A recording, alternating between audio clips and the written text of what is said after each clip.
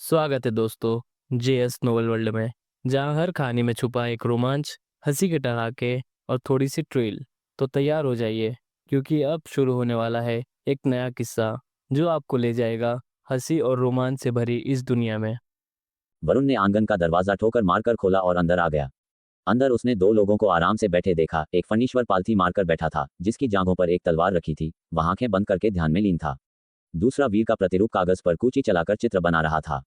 तभी टूटे हुए दरवाजे की आवाज से दोनों चौंक गए और वरुण की ओर देखा। रश्मि ने तुरंत वरुण को पहचान लिया। वह चौंक गई और जल्दी से उठकर बोली, चाचा। वीर का प्रतिरूप अपनी पेंटिंग के सामने बैठा था और उसने हल्की सी त्योरी चढ़ाई। उसे जो यादें मिली थीं, वे ज्यादातर एक पुराने और खाली आंगन में पेंटिंग या शतरंज खेलते हुए, अकेले ही तारों को देखते हुए बिताए गए समय की थीं। ये सेनापति का निवास है, तुम्हें किसने अंदर आने दिया? वीर के प्रतिरूप का भाव ठंडा हो गया। उसने कूची अलग रखी, उठ खड़ा हुआ और युद्ध के लिए तैयार हो गया। वरुण को वीर के प्रतिरूप को चित्रकारी करते देख हंसी आ गई। वाह, क्या फुर्सत है! क्या तुम जानते हो मैं कौन हूँ? तुम जो भी हो, तुम्हें इस जगह पर मेरे नियम मानने होंगे। वीर के प्रतिरूप ने ठंडे स्वर में कहा। क्या सच में प्रतिरूप को कोई याददाश्त नहीं है? वरुण ने त्योरी चढ़ाई। उसने रश्मि से पूछा, तुम वीर के साथ यहाँ आए हो? क्या तुम्हें पता है कि इसके प्रतिरूप और असल वीर के बीच कोई जीवन मृत्यु का संबंध है? रश्मि चिंतित दिखी और बोली, मुझे युवराज के मामलों की ज्यादा जानकारी नहीं है। क्या तुम उसकी निजी सेविका नहीं हो? वरुण ने त्योरी चढ़ाई।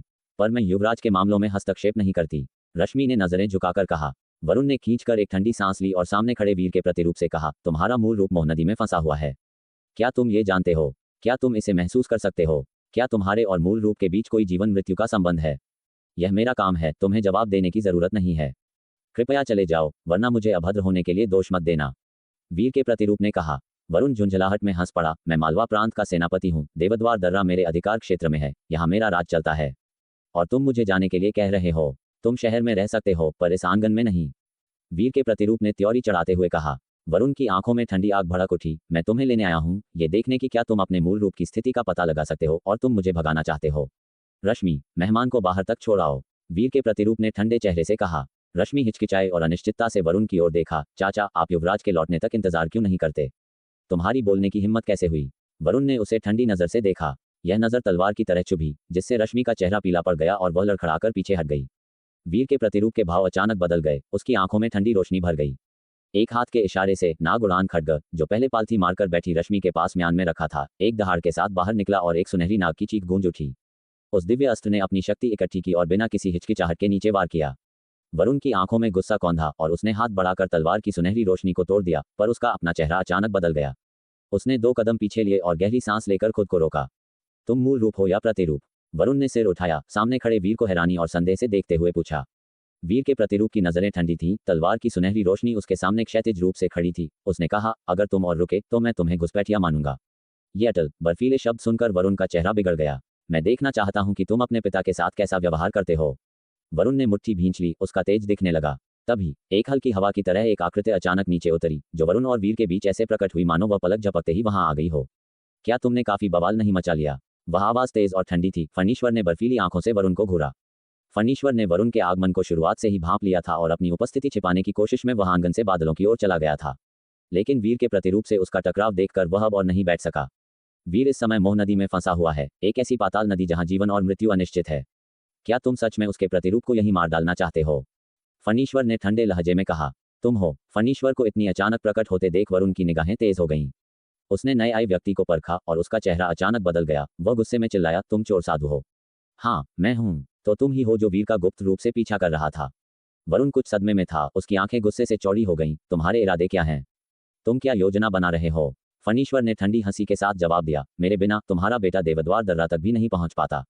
क्या तुम्हें पता है, जिस पल वह रणवीर हवेली से बाहर निकला, कितनी दानवी आंखें उस पर क्रूरता से टिकी हुई थीं? तुम पूछते हो कि मेरे इरादे क्या हैं? मेरा इरादा उसे जीवित रखना है, उसे अपनी रीढ़ सीधी रखकर जीने देना है। वरुण ने गुस्से से पलटवार किया, लेकिन अगर तुम न होते तो वीर रणवीर हवेली छोड़ने की हिम्मत भी नहीं करता। ये तुम्हारी सुरक्षा है जिसने उसे इतना साहसी बना दिया, उसे इस तरह से मेरी अवज्ञा करने में सक्षम बनाया। फनीश्वर को हंसी आ गई। उसने कहा, उत्तर यवन में तुम्हारी 1 दशक से अधिक अनुपस्थिति के दौरान क्या तुम्हारे बेटे ने कभी किसी और से आधा अन्न भी कम हासिल किया है? क्या उसे तुम्हारी शिक्षा की जरूरत है? क्या? वरुण ये गुस्से भरे, लगभग दहाड़ते हुए शब्द सुनकर रुक गए। तुम एक चोर, स्वाभाविक रूप से हमारी परंपराओं के नीतिशास्त्र, शासक और प्रजा के मामलों और पितृभक्ति को नहीं समझोगे। वरुण ने फनीश्वर को ठंडी नजर से घूरा और कहा, कोरी बहादुरी क्या मायने रखती है? फनीश्वर हंसा, लेकिन वह एक ठंडी हंसी थी। क्या तुम अपने बारे में बात कर रहे हो? क्या तुम नहीं देख सकते मालवा प्रांत में अब किसके झंडे अनिश्चित रूप से फहरा रहे हैं? क्या ये सब वीर ने खुद हासिल नहीं किया है? वरुण गुस्से से फट पड़ा, इसलिए मैं यहाँ आया हूँ। ये किसका युद्ध पताका है? निश्चित रूप से ये तुम्हारा नहीं हो सकता। फणीश्वर ने ताना मारा, युद्ध पताका पर किसका नाम है? उसी ने इसे बनाया है। क्या ये स्पष्ट नहीं है? अगर ऐसा कोई महागुरु होता भी तो वह वीर की मदद क्यों करेगा? क्या तुमने इस बारे में सोचा है? वरुण क्षण भर के लिए स्तब्ध रह गया। उसके पास कहने के लिए कुछ नहीं बचा। उसे चुप देखकर फणीश्वर ने ताना मारा, अगर ऐसा कोई महागुरु है भी तो क्या तुम सोचते हो कि वही परिवार की खातिर वीर की मदद करेगा? सच में वीर ने इसे खुद बनाया। वरुण ने अपने गुस्से को दबाते हुए उसे घूर कर पूछा। फणीश्वर 2 बार ठंडी हंसी हंसा लेकिन जवाब नहीं दिया। क्या ये सच में तुम्हारा काम है? वरुण की निगाह फणीश्वर को पार करते हुए वीर के प्रतिरूप पर टिकी। वीर के प्रतिरूप ने ठंडी निगाह से कहा, ये तुमसे मतलब नहीं रखता, बाहर निकलो। फणीश्वर की आंखें ठंडी थीं, उसने कहा, इन सवालों का क्या फायदा? जब वीर का जीवन दांव पर है, भले ही उसने इसे बनाया हो तो क्या? अगर वह मर गया तो सब कुछ खत्म। वरुण का चेहरा थोड़ा पीला पड़ गया, उसकी आवाज ठंडी थी। ली परिवार की विरासत तुम्हारी समझ से परे है। मेरे चौथे चाचा वहां हैं, वह नागद्वार मोह नदी को सिर्फ हथेली की तरह नहीं जानते बल्कि उससे काफी परिचित भी हैं। वीर की अपनी युद्ध क्षमता में भी कोई कमी नहीं है। मैंने पहले ही नागद्वार मोह नदी के बाहर लाखों सैनिक तैनात कर दिए हैं। तुम एक चोर, एक घुमक्कड़ व्यक्ति, क्या जानते हो संबंधों के बारे में, विरासत के बारे में? फणीश्वर के होंठ गुस्से से थोड़े कांप उठे। उसने ठंडी सांस ली और अपनी आस्तीन झटकी। मुझे तुम्हारे जैसे छोटे व्यक्ति से बहस करने की जहमत नहीं उठानी। बस अपना ध्यान रखो, अगर तुम लड़ना चाहते हो तो ये बुरा आदमी तुम्हारा साथ देगा, लेकिन वीर को फिर से चोट पहुंचाने के बारे में सोचना भी मत। मुझे तुम्हारा धन्यवाद करना चाहिए, है ना? वरुण ने ताना मारा और कहा, तुमने ही वीर को गुमराह किया, है ना? हाँ। फणीश्वर इतना क्रोधित हुआ कि वह हंस पड़ा। उसने कहा, वीर और मेरी पहली मुलाकात से ही अच्छी बनी और तुम कहते हो कि मैं ही उकसा रहा हूँ। नहीं क्या? अगर तुम न होते तो वीर अब तक रणवीर हवेली में होता। जब उसने शहर छोड़ा और दानव के हमले का सामना किया तो हीरालाल उसे वापस ले आया होता। वरुण ने ठंडे स्वर में कहा, तुम्हें कब से इसमें हस्तक्षेप करने का अधिकार मिल गया? और वीरली परिवार का अगला सत्यनाग भी है, तुम क्या साजिश रच रहे हो? फणीश्वर का भाव शांत हो गया। वह बस चुपचाप वरुण को घूर रहा था। लेकिन आज जब तक मैं यहाँ हूँ तुम वीर को चोट पहुंचाने के बारे में सोच भी नहीं सकते। क्या तुम सच में सोचते हो कि तुम मुझसे मुकाबला कर सकते हो? वरुण ने अपनी आंखें सिकोड़ी और कहा, अगर तुमने वीर की सच में रक्षा न की होती तो मैं तुम्हें बहुत पहले ही गिरफ्तार करके शाही कारागार भेज चुका होता। क्या ऐसा है तो कोशिश करो। फणीश्वर के मुंह पर हल्की सी मुस्कान आई। उसने उपहास करते हुए कहा, मैं लंबे समय से ली परिवार के सत्यनाग के तरीके का अनुभव करना चाहता था। अचानक नाग उड़ान खड्ग कंपन हुआ और फणीश्वर के सामने हवा में तैरने लगा। उसका मुंह फणीश्वर की ओर था लेकिन नोक वरुण की ओर। वीर के प्रतिरूप ने दोनों के बीच बढ़ती शक्ति को भांपते हुए फणीश्वर के बगल में खड़ा होने के लिए एक कदम लिया और ठंडे लहजे में कहा, अतिक्रमियों को बिना दया के मार दिया जाएगा। हवा में तैरते हुए दिव्य अस्त्र को देखकर वरुण का चेहरा तुरंत बदल गया और वीर को फणीश्वर के बचाव में खड़ा देखकर उसका भाव बिगड़ गया। उसकी आंखों में रक्तक्रोध की लहर कौंध गई। दोबारा कहना। फणीश्वर ने धीमी आवाज में कहा, वीर तुम बस मेरे लिए यहाँ पहरा दो। मैं व्यक्तिगत रूप से पता लगाऊंगा और उसे दिखाऊंगा कि तथाकथित चोरली परिवार के सत्यनाग को हिला सकता है या नहीं। एक कदम आगे बढ़ते हुए उसने वरुण को संबोधित किया, वरुण क्या तुम बाहर कदम रखने और मेरे साथ खुद को आजमाने की हिम्मत करते हो? एक चालाक बदमाश चोर भी मुझसे इस तरह बात करने की हिम्मत करता है। वरुण की आंखें उस पर टिकी थीं और अगले ही पल दोनों पुरुषों के सिलहुट पलक झपकते ही आंगन से गायब हो गए। फणीश्वर और वरुण को गायब होते देख रश्मि का चेहरा तुरंत बदल गया। वह व्याकुल होकर खुद को पुकारने से नहीं रोक पाई। दोनों शिलागढ़ से बचने का इरादा रखते थे और पलक झपकते ही अनगिनत मील दूर निकल गए थे। वीर के प्रतिरूप ने एक कदम लिया और उनका पीछा किया। युवराज, रश्मि चिंतित थी लेकिन केवल नाग उड़ान खड्ग को वीर के पीछे एक सुनहरी रोशनी की किरण में बदलते हुए आसमान में गायब होते हुए देख सकी। वीर के हृदय में एक गहरी आह निकली। उसे पश्चाताप और ग्लानि का अनुभव हुआ। वह अब फणीश्वर के साथ मछली पकड़ने नहीं जा सकता था, न ही रश्मि को अपनी तलवारबाजी में निखार लाने में मदद कर पाया था ताकि वह महासाधक के क्षेत्र में कदम रख सके। उस युवती ने हर सुख दुख में उसका साथ दिया था, बहुत कष्ट सहे थे। और वह नन्हा श्वेत लोमड़ी, उस नन्हे जीव को अब से अपना भोजन स्वयं ही खोजना होगा। दीपक, दादा, वरुण। वीर ने फिर से एक हल्की आह भरी। उसने अंधेरे में ठंडक को गायब होते हुए महसूस किया। उसकी चेतना कमजोर होती जा रही थी। क्या यह इसलिए था कि वह मरने वाला था कि उसे अब कुछ महसूस नहीं हो रहा था? वीर की चेतना लगातार डूबती जा रही थी, लेकिन जैसे जैसे वह गहरे और गहरे गिरता गया, अचानक उसके सीने से एक गर्मजोशी उभरती हुई महसूस हुई।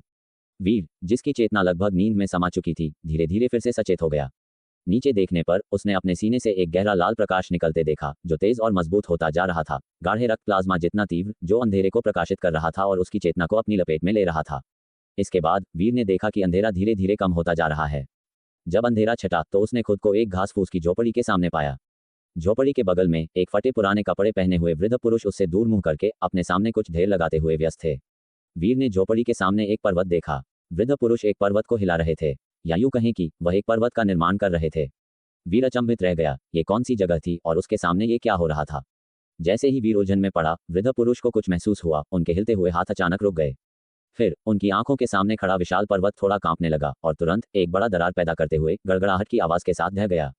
वीर स्वाभाविक रूप से हटना चाहा, लेकिन गिरती हुई चट्टानें सीधी नीचे गिरी, जैसे पर्वत के नीचे एक अथाह गड्ढा खुल गया हो जिसने पूरे पर्वत को निगल लिया।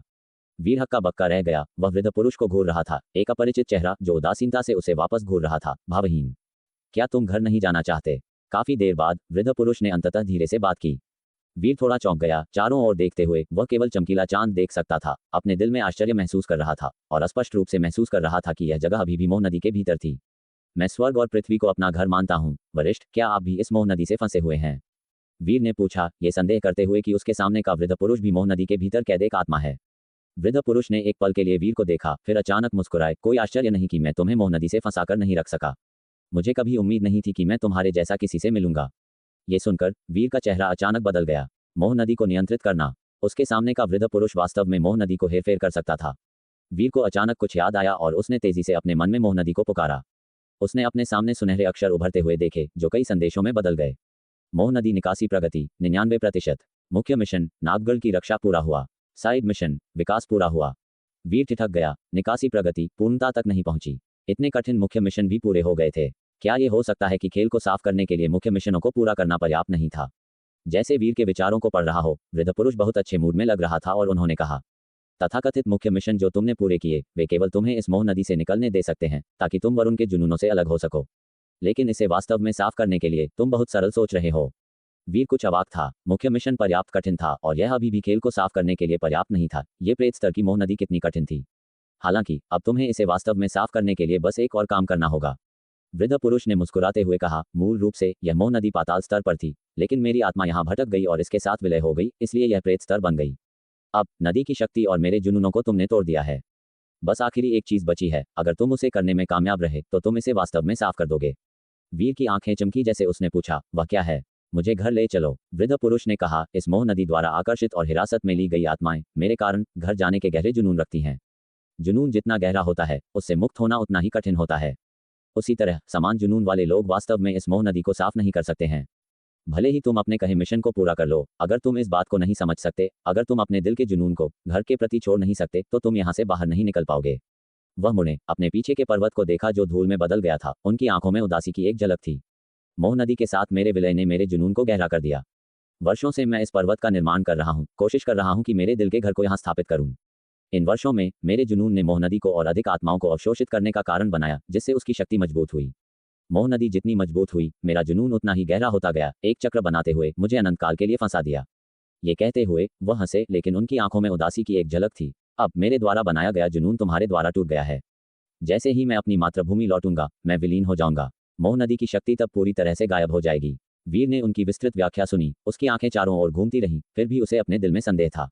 क्या उसके सामने का वृद्ध पुरुष वास्तव में मोह नदी के जुनून का स्रोत था? उस हिसाब से वह एक तरह से अंतिम खलनायक था, लेकिन वह काफी दोस्ताना लग रहे थे, दुर्भावनापूर्ण से बहुत दूर। तुम्हें सावधान रहने की जरूरत नहीं है। मोह नदी पहले से ही ढह रही है और आत्माएं भागने के लिए उतावला रही हैं। एक पल में मैं तुम्हारी चेतना को तुम्हारे शरीर में मोह नदी के बाहर वापस जाने दूंगा। मैं खुद को छोटा करके तुम्हारे शरीर के भीतर शरण लूंगा। वृद्ध ने कहा, एक बार जब तुम मुझे मेरी पैतृक भूमि पर वापस ले जाओगे तो मैं पूरी तरह से विलीन हो जाऊंगा, अन्यथा मैं तुम में जड़ जमा लूंगा। समय बीतने के साथ मोह नदी की शक्ति फिर से मजबूत हो जाएगी और यह अपनी वर्तमान स्थिति में लौट आएगी। इसलिए तुम्हारे पास ज्यादा समय नहीं बचा है। ये सुनकर वीर को दूसरे पक्ष की बात पर विश्वास होने लगा। मोह नदी के बाहर लौटना, अगर वह अपने शरीर में लौट सकता तो सब कुछ सत्यापित हो सकता था। इसके अलावा अगर यह कोई भ्रम या कुछ और था तो वह इसे अपने भौतिक शरीर के पैनल के माध्यम से परीक्षण कर सकता था। इन बातों को सोचते हुए वीर ने कहा, तो आप मुझे पहले बाहर भेज दें। अचानक कुछ याद आया। उसने तेजी से जोड़ा, रुको, क्या तुम उस एक को भी बाहर भेज सकते हो जो मेरे साथ अंदर आया था? वृद्ध ने मुस्कुराते हुए कहा, निश्चित रूप से वह यहाँ कई बार आ चुका है, लेकिन उसका जुनून बहुत गहरा है। वह इस जगह को कभी पार नहीं कर पाएगा। भले ही वह वास्तव में मार्ग को समझ ले, उसके लिए पार करना असंभव होगा। इसके अतिरिक्त मैं वरुण की आत्मा को भी बाहर भेजूंगा, लेकिन यह मत सोचना कि मोह नदी से गुजरकर वह वास्तव में मुक्त हो जाएगा। तुम बहुत सरल सोच रहे हो, वृद्ध ने जोड़ा। यह एक प्रेत स्तर की मोह नदी है। यहाँ की आत्माएं लंबे समय से क्षयग्रस्त हो चुकी हैं। भले ही वे गुजर जाएं, वे विलीन हो जाएंगी, उन्होंने जारी रखा। वृद्ध ने कहा, लेकिन मैं मोह नदी की बची हुई छोटी सी शक्ति का उपयोग करके उसे अस्थायी रूप से अपना रूप बनाए रखने दे सकता हूँ। कम से कम उसे वास्तव में एक नज़र के लिए घर लौटने दूंगा। वीर हक्का बक्का रह गया। तो वह दादा, अगर वह पैतृक मंदिर में लौटते भी हैं तो हमेशा के लिए नहीं रह सकते। बस एक नजर के लिए घर देखने को मिल जाए। वीर का चेहरा कुछ भद्दा हो गया, लेकिन वह जानता था कि यह कुछ ऐसा था जिसे बदलने के लिए वह फिलहाल शक्तिहीन था। अगर तुम तैयार हो तो मैं तुम दोनों को यहाँ से बाहर निकाल दूंगा, वृद्ध ने चुपचाप कहा। वीर ने हल्का सा सिर हिलाया। एक पल में वीर ने अपने चारों ओर के दृश्य को बदलते हुए महसूस किया, जैसे तारे चल रहे हों, अनगिनत पर्वत और नदियां बह गईं। उसकी दृष्टि धुंधली हो गई और वह अंत में अंधेरे में डूब गया। जब उसने फिर से आंखें खोलीं तो प्रकाश के झोंके दिखाई दिए। साथ ही पेड़ों और घास की एक अजीब गंध बहकर आई। जब वीर ने आंखें खोलीं तो उसने ऊंचे प्राचीन पेड़ देखे, जो खड़ी पहाड़ों जितने विशाल थे, जिन्हें सैकड़ों लोगों को बाहों में लेने के लिए लगाना पड़ता। ये कहाँ है? वीर उलझन में था। ये नागगढ़ मोह नदी के बाहर की अजीब चट्टानों से भरी पहाड़ी घाटी नहीं लगती थी। वीर, वीर पुत्र। तभी वीर के बगल में आश्चर्यचकित और खुशी की दो आवाजें अविश्वास के साथ मिश्रित गूंज उठीं। वीर ने मुड़कर देखा और दीपक को उसके बगल में स्तब्ध खड़ा देखा। उसके बगल में एक छायादार आकृति तैर रही थी। वह वरुण थे, जो पूरी तरह से आश्चर्यचकित दिख रहे थे। तुम अभी भी जिंदा हो? दीपक वीर को देखकर उत्साह से दौड़ पड़ा और उसे कसकर गले लगा लिया, जैसे वीर के शारीरिक अस्तित्व की वास्तविकता को महसूस कर रहा हो। इसके बाद उसने वीर के कंधों को पकड़ा और उसे ऊपर से नीचे तक देखा। वीर के सीने पर लाल रोशनी का एक समूह देखकर उसने तेजी से पूछा, तुम ठीक हो? यह क्या है? वीर ने नीचे देखा और अपने सीने से मोह नदी के भीतर से निकल रही अजीब लाल रोशनी को देखा। वीर भी सोच रहा था कि यह क्या था, और अब नीचे देखने पर उसने देखा कि उसके कपड़े लाल रंग से सने हुए थे। उसने अपने कपड़े खोले और देखा कि दो टूटे हुए जैड के टुकड़े उसके कपड़ों में लिपटे हुए रक्तमय प्रकाश के साथ चमक रहे थे। ये नाग रक्तमणि है। वरुण की वीर आत्मा ये देखकर हल्के से हाँफ उठी। उनके चेहरे पर आश्चर्य की एक झलक थी। क्या ये दिव्य आर्यावर्त राजवंश के सम्राट द्वारा दिया गया था? वीर भी हक्का बक्का था। उसने उम्मीद नहीं की थी कि लाल रोशनी उत्सर्जित करने वाली चीज वह कीमती जैड होगी जिसे उसने बचपन से पहना था, जो उसे उसके जन्म के तुरंत बाद सम्राट द्वारा दिया गया था। यह वीर ने स्तब्ध होकर जैड के दो टूटे हुए टुकड़े उठाए। वरुण ने उन्हें काफी देर तक देखा, फिर गहरी आह भरी और कहा, ली परिवार को सम्राट की कृपा मिली है। नन्हा नवम युद्ध में अचानक मर गया, लेकिन सौभाग्य से सम्राट ने हमारे परिवार के लिए अगली पीढ़ी की सत्य नाग रक्त रेखा को सुरक्षित रखा। वीरपुत्र, तुम्हें हमेशा सम्राट की इस दयालुता को याद रखना चाहिए। वीर चौंक गया। क्या इस नाग रक्त मणि ने मुझे बचाया? जब से उसे जैद से पुरस्कृत किया गया था, उसने इसे बचपन से पहना था। ये बस गर्म महसूस होता था और गर्मी प्रदान करता था, ठंड से बचाव करता था और धीरे धीरे उसके शरीर को पोषण देता था। इन प्रभावों की तुलना में यह आमतौर पर उसकी पहचान को अधिक प्रतीक करता था। हाँ, इस जैद का रहस्य बहुत कम लोग जानते हैं। ये गण पद्मपीठ के एक सच्चे संत द्वारा बनाया गया था। ऐसी अफवाहें हैं कि इसमें एक भाग्य विपरीत लोक के मजबूत व्यक्ति की विद्रोही शक्तिशील है। इस जैद में एक व्यक्ति के लिए जीवन को उल्टने का प्रभाव है। एक हताश स्थिति में यह एक दूसरे जीवन के समान है। वरुण ने समझाया। वीर हैरान था। भाग्य विपरीत लोक की विद्रोही शक्ति को सील किया गया था। ये किस तरह की विधि थी? एक भाग्य विपरीत लोक का मजबूत व्यक्ति जीवन और मृत्यु को महसूस करने पर स्वर्ग को धता बता सकता था और भाग्य को बदल सकता था, और अगर एक तत्काल हत्या का सामना करना पड़ता तो ये खुद को मृत्यु से बचाने के लिए स्वचालित रूप से ट्रिगर भी हो जाता। उसने कभी नहीं सुना था कि ऐसी कोई विधि हो सकती है जो एक भाग्य विपरीत लोक के मजबूत व्यक्ति से बचाव की शक्ति को लूट सके। ये भयानक था। क्या ये दिव्य आर्यावर्त राजवंश के सबसे मजबूत व्यक्ति की शक्ति थी? और इसके अलावा किसी ने उसे कभी नहीं बताया था कि यह वस्तु कितनी कीमती थी। वह इसे कई बार लगभग खो चुका था। ये बस भ्रमित करने वाला भाग्य है, इस क्षण एक अलग आवाज ने कहा, जिससे वे तीनों चौंक गए। वीर ने देखा कि मोह नदी के स्रोत के जुनून का प्रेत भी पास में दिखाई दिया था, अनौपचारिक ढंग से उन्हें संबोधित करते हुए। इस जैद के टुकड़े के बिना भी वह नहीं मरता। इस युवा ने पहले ही जीवन और मृत्यु के बहुत करीब मोह नदी की शक्ति को तोड़ दिया था। उसके अपने शरीर से शक्ति बह रही थी। बस जैद ने उसकी लुप्त होती चेतना का पता लगाया और खुद को ट्रिगर कर दिया। तुम कौन हो? वरुण का चेहरा थोड़ा बदल गया। इस अजनबी से एक अत्यधिक दमनकारी भावना महसूस हुई, एक ऐसी संवेदना जिसने उसे कांप दिया, जैसे किसी भी पल अजनबी के एकमात्र विचार से वह परिवर्तनीय रूप से बर्बाद हो सकता था। दीपक ने भी वृद्ध से निकल रही विशेष आभा को महसूस किया, लेकिन वरुण की तरह दमनकारी संवेदना का अनुभव नहीं किया, बस गहनता से अपनी नजर जमाए हुए था। तुम महान मरुभूमि के परे के लोग, अगर मैं तुम्हें अपना नाम बता भी दूं तो तुम इसे नहीं पहचानोगे। वृद्ध ने उदासीनता से बात की। जाहिर तौर पर वरुण और दीपक को ज्यादा महत्व नहीं दे रहे थे। वरुण थोड़ा हक्का बक्का रह गया। ये परिचित संबोधन उसे कुछ याद दिला गया। वरिष्ठ, ये जगह कहाँ है? वीर ने पूछा। उसने पहले ही निर्धारित कर लिया था कि उनके चारों ओर के ऊंचे जंगली पेड़ वह जगह नहीं थे जहां उन्होंने पहले मोह नदी में प्रवेश किया था। यह मोह नदी का स्रोत है, वृद्ध ने शांत ढंग से कहा। जिस जगह से तुमने पहले प्रवेश किया था वह मोह नदी का बस एक प्रारंभिक बिंदु था। जैसा कि मैंने कहा, मैं चाहता था कि तुम मुझे वापस ले जाओ। स्वाभाविक रूप से मैं तुम्हें स्रोत पर ले आऊंगा। ये जगह मेरी मातृभूमि के करीब है। जैसे ही वह बोले, उन्होंने दूर एक निश्चित दिशा की ओर देखा। उनकी आंखों में पुरानी यादों और उम्मीद की एक झलक थी, साथ ही तेजी की एक धुंधली भावना भी थी। दीपक की अभिव्यक्ति थोड़ी बदल गई और उसने वीर को देखकर कहा, क्या तुमने उससे कुछ वादा किया? हाँ, वह मोह नदी के भीतर जुनून का स्रोत है। मुझे उसे वापस ले जाना होगा या मोह नदी पुनर्जीवित हो जाएगी, वीर ने कहा। इसके अलावा उसने पहले ही कार्य का 99% पूरा कर लिया था, बस अंतिम दहलीज से एक कदम दूर। उसे कहाँ ले जाना है? वरुण ने उत्सुकता से पूछा। वीर ने भी वृद्ध को देखा। अब ये निश्चित महसूस कर रहा था कि यह वास्तव में भ्रम से परे था। अगर ऐसा था तो वृद्ध की बातें शायद सच थीं। हालांकि ऐसी चमत्कारी घटनाएं उसकी समझ से थोड़ी परे थीं। मोह नदी वास्तव में स्थानांतरित हो सकती थी और उसका स्रोत वास्तव में एक मृत आत्मा पर था। महान मरुभूमि देवलोक, महान मरुभूमि के प्राचीन जी परिवार, वृद्ध ने उदासीनता से कहा। ये सुनकर वीर और अन्य सभी चौंक गए। वीर को अचानक याद आया कि रुमंग ने उसके कान में सत्यनाग विवाद के बारे में क्या फुसफुसाया था। महान मरुभूमि देवलोक, जहां मेरी मां निवास करती हैं और उनका उपनाम जी है। वरुण और दीपक दोनों की आंखों की पुतलियां सिकुड़ गईं। जब राजेश्वरी ने ली परिवार में विवाह किया था तब वे मौजूद थे और उन्हें तब से उस महिला की उत्पत्ति के बारे में पता था। उनके सामने के वृद्ध, उनकी मातृभूमि वह जगह थी जहां वीर की मां का परिवार स्थित था। आप महान मरुभूमि के प्राचीन जी परिवार के सदस्य हैं। वरुण खुद को पूछने से रोक नहीं पाए। अगर ऐसा था तो उन्हें रिश्तेदार माना जा सकता था, लेकिन उनके सामने के वृद्ध स्पष्ट रूप से उन्हें नहीं पहचानते थे। तुम हमारे बारे में जानते हो? वृद्ध ने यह सुनकर कुछ आश्चर्य से उन्हें देखा। ऐसा लगा कि उन्हें उम्मीद नहीं थी कि महान मरुभूमि के ये बाहरी लोग जी परिवार के नाम को जानेंगे। क्या ये हो सकता है कि उनके जी परिवार की प्रतिष्ठा महान मरुभूमि के स्वर्ग से परे फैल गई हो?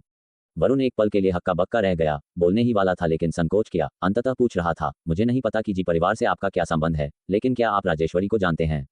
तुम राजेश्वरी को जानते हो? वृद्ध हक्का बक्का रह गया, थोड़ा आश्चर्य से उसे देखा।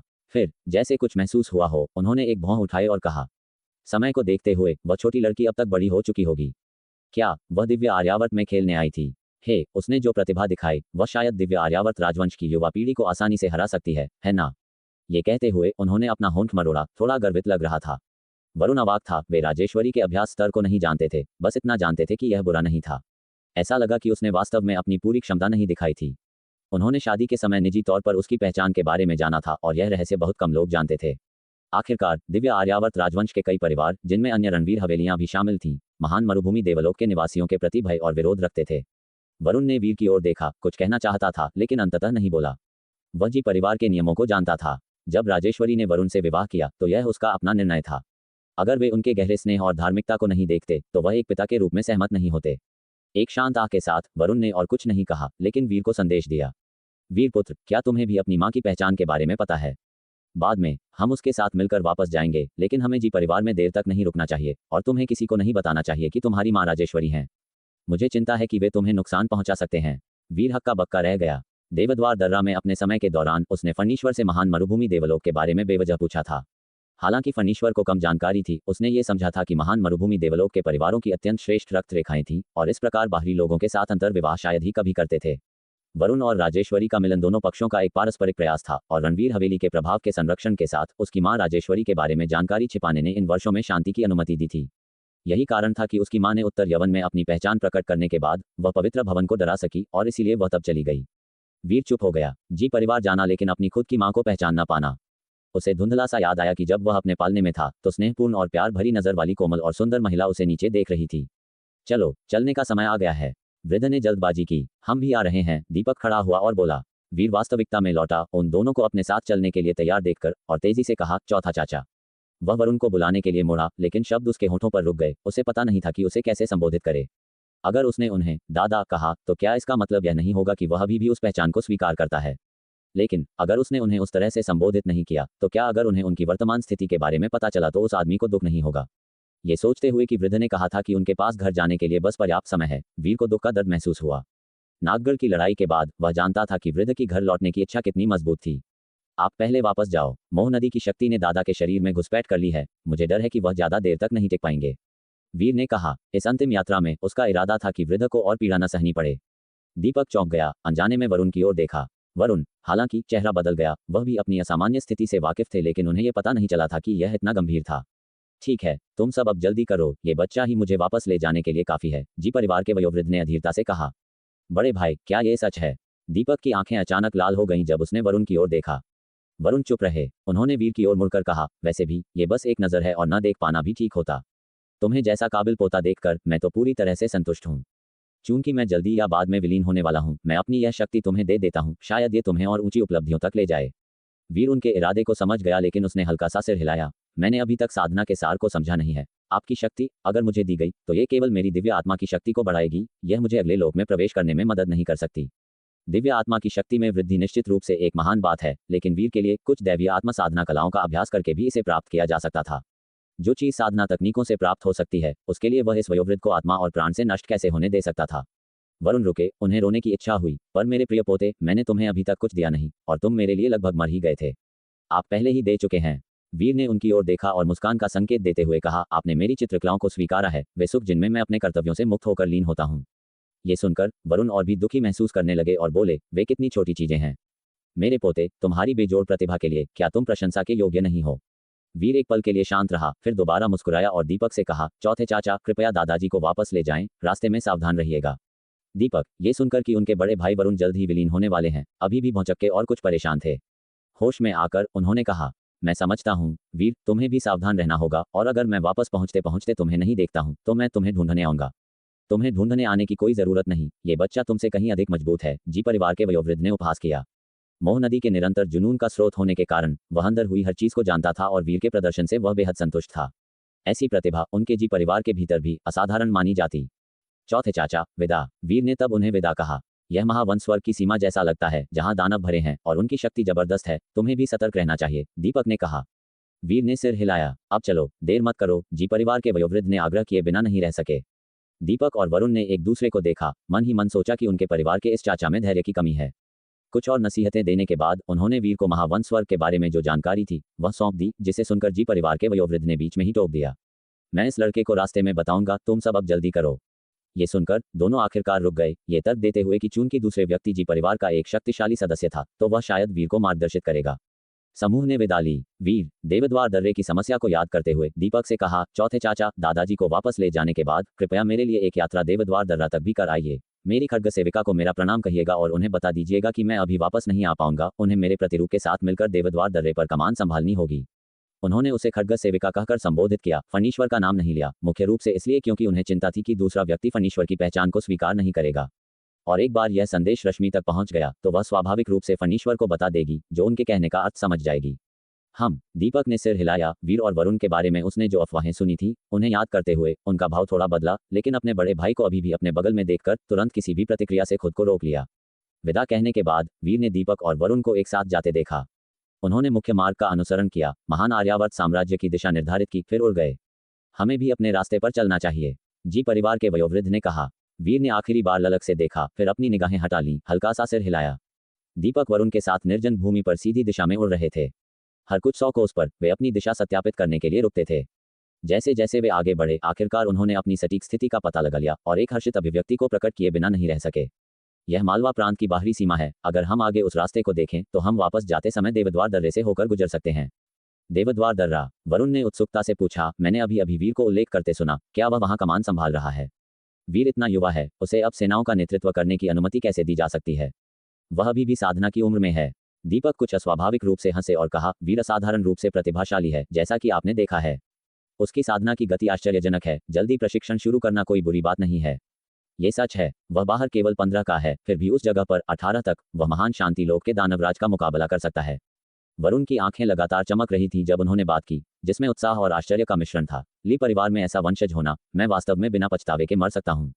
उन्हें बिना पछतावे के मर सकता हूँ शब्द कहते हुए सुनकर दीपक का चेहरा हल्का सा बदल गया। वह चुप हो गए क्योंकि उन्हें याद आया कि वीर ने अभी अभी क्या उल्लेख किया था कि उनके बड़े भाई केवल आखिरी नजर डाल पाएंगे, इससे पहले कि वह शून्य में घुल जाएं। उनका दिल खट्टा हो गया क्योंकि उन्होंने और कुछ नहीं कहा। उन्होंने अपनी यात्रा में तेजी लाने के लिए सिर झुका लिया।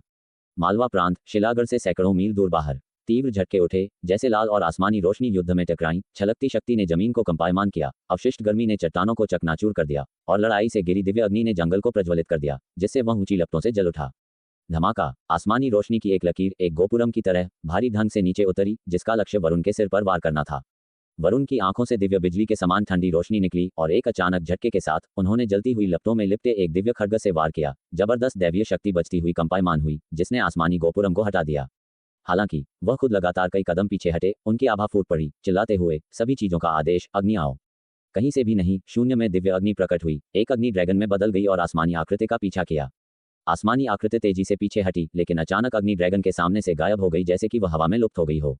इससे पहले कि वरुण प्रतिक्रिया कर पाते, एक हथेली उनकी छाती के कवच पर दब गई, उसकी शक्ति निगलती और फूटती हुई। धमाका, उसी के साथ उनका शरीर हवा में चला गया और हिंसक रूप से एक पहाड़ की चोटी पर टूट पड़ा। वरुण ने पहाड़ के मलबे से खुद को मुक्त करने के लिए संघर्ष किया। उनका रंग बदसूरत था, उनकी शक्ति और रक्त मत रहे थे। उन्होंने लंबे समय से पौराणिक चोर बु लियूशिन क्षणभंगुरता के बारे में सुना था, जिसकी गति तकनीक अत्यंत तेज थी और चरम ज्ञान लोक के गुरुओं के लिए भी उसे ट्रैक करना मुश्किल था, जो वास्तव में अपनी प्रतिष्ठा पर खरा उतरा। अगर मुझे वीर को देवद्वार दर्रे तक एस्कॉर्ट नहीं करना पड़ता और मैं जा नहीं पाता, तो जब तुम त्रय अमरलोक में थे तब मैं तुम्हें बुरी तरह से पीटता। फणीश्वर की आकृति आगे प्रकट हुई, आसमानी गोपुरम को फिर से लॉन्च करने के लिए अपना हाथ उठाया, अग्नि ड्रैगन को दबाया और लॉक किया और हल्के से बात की।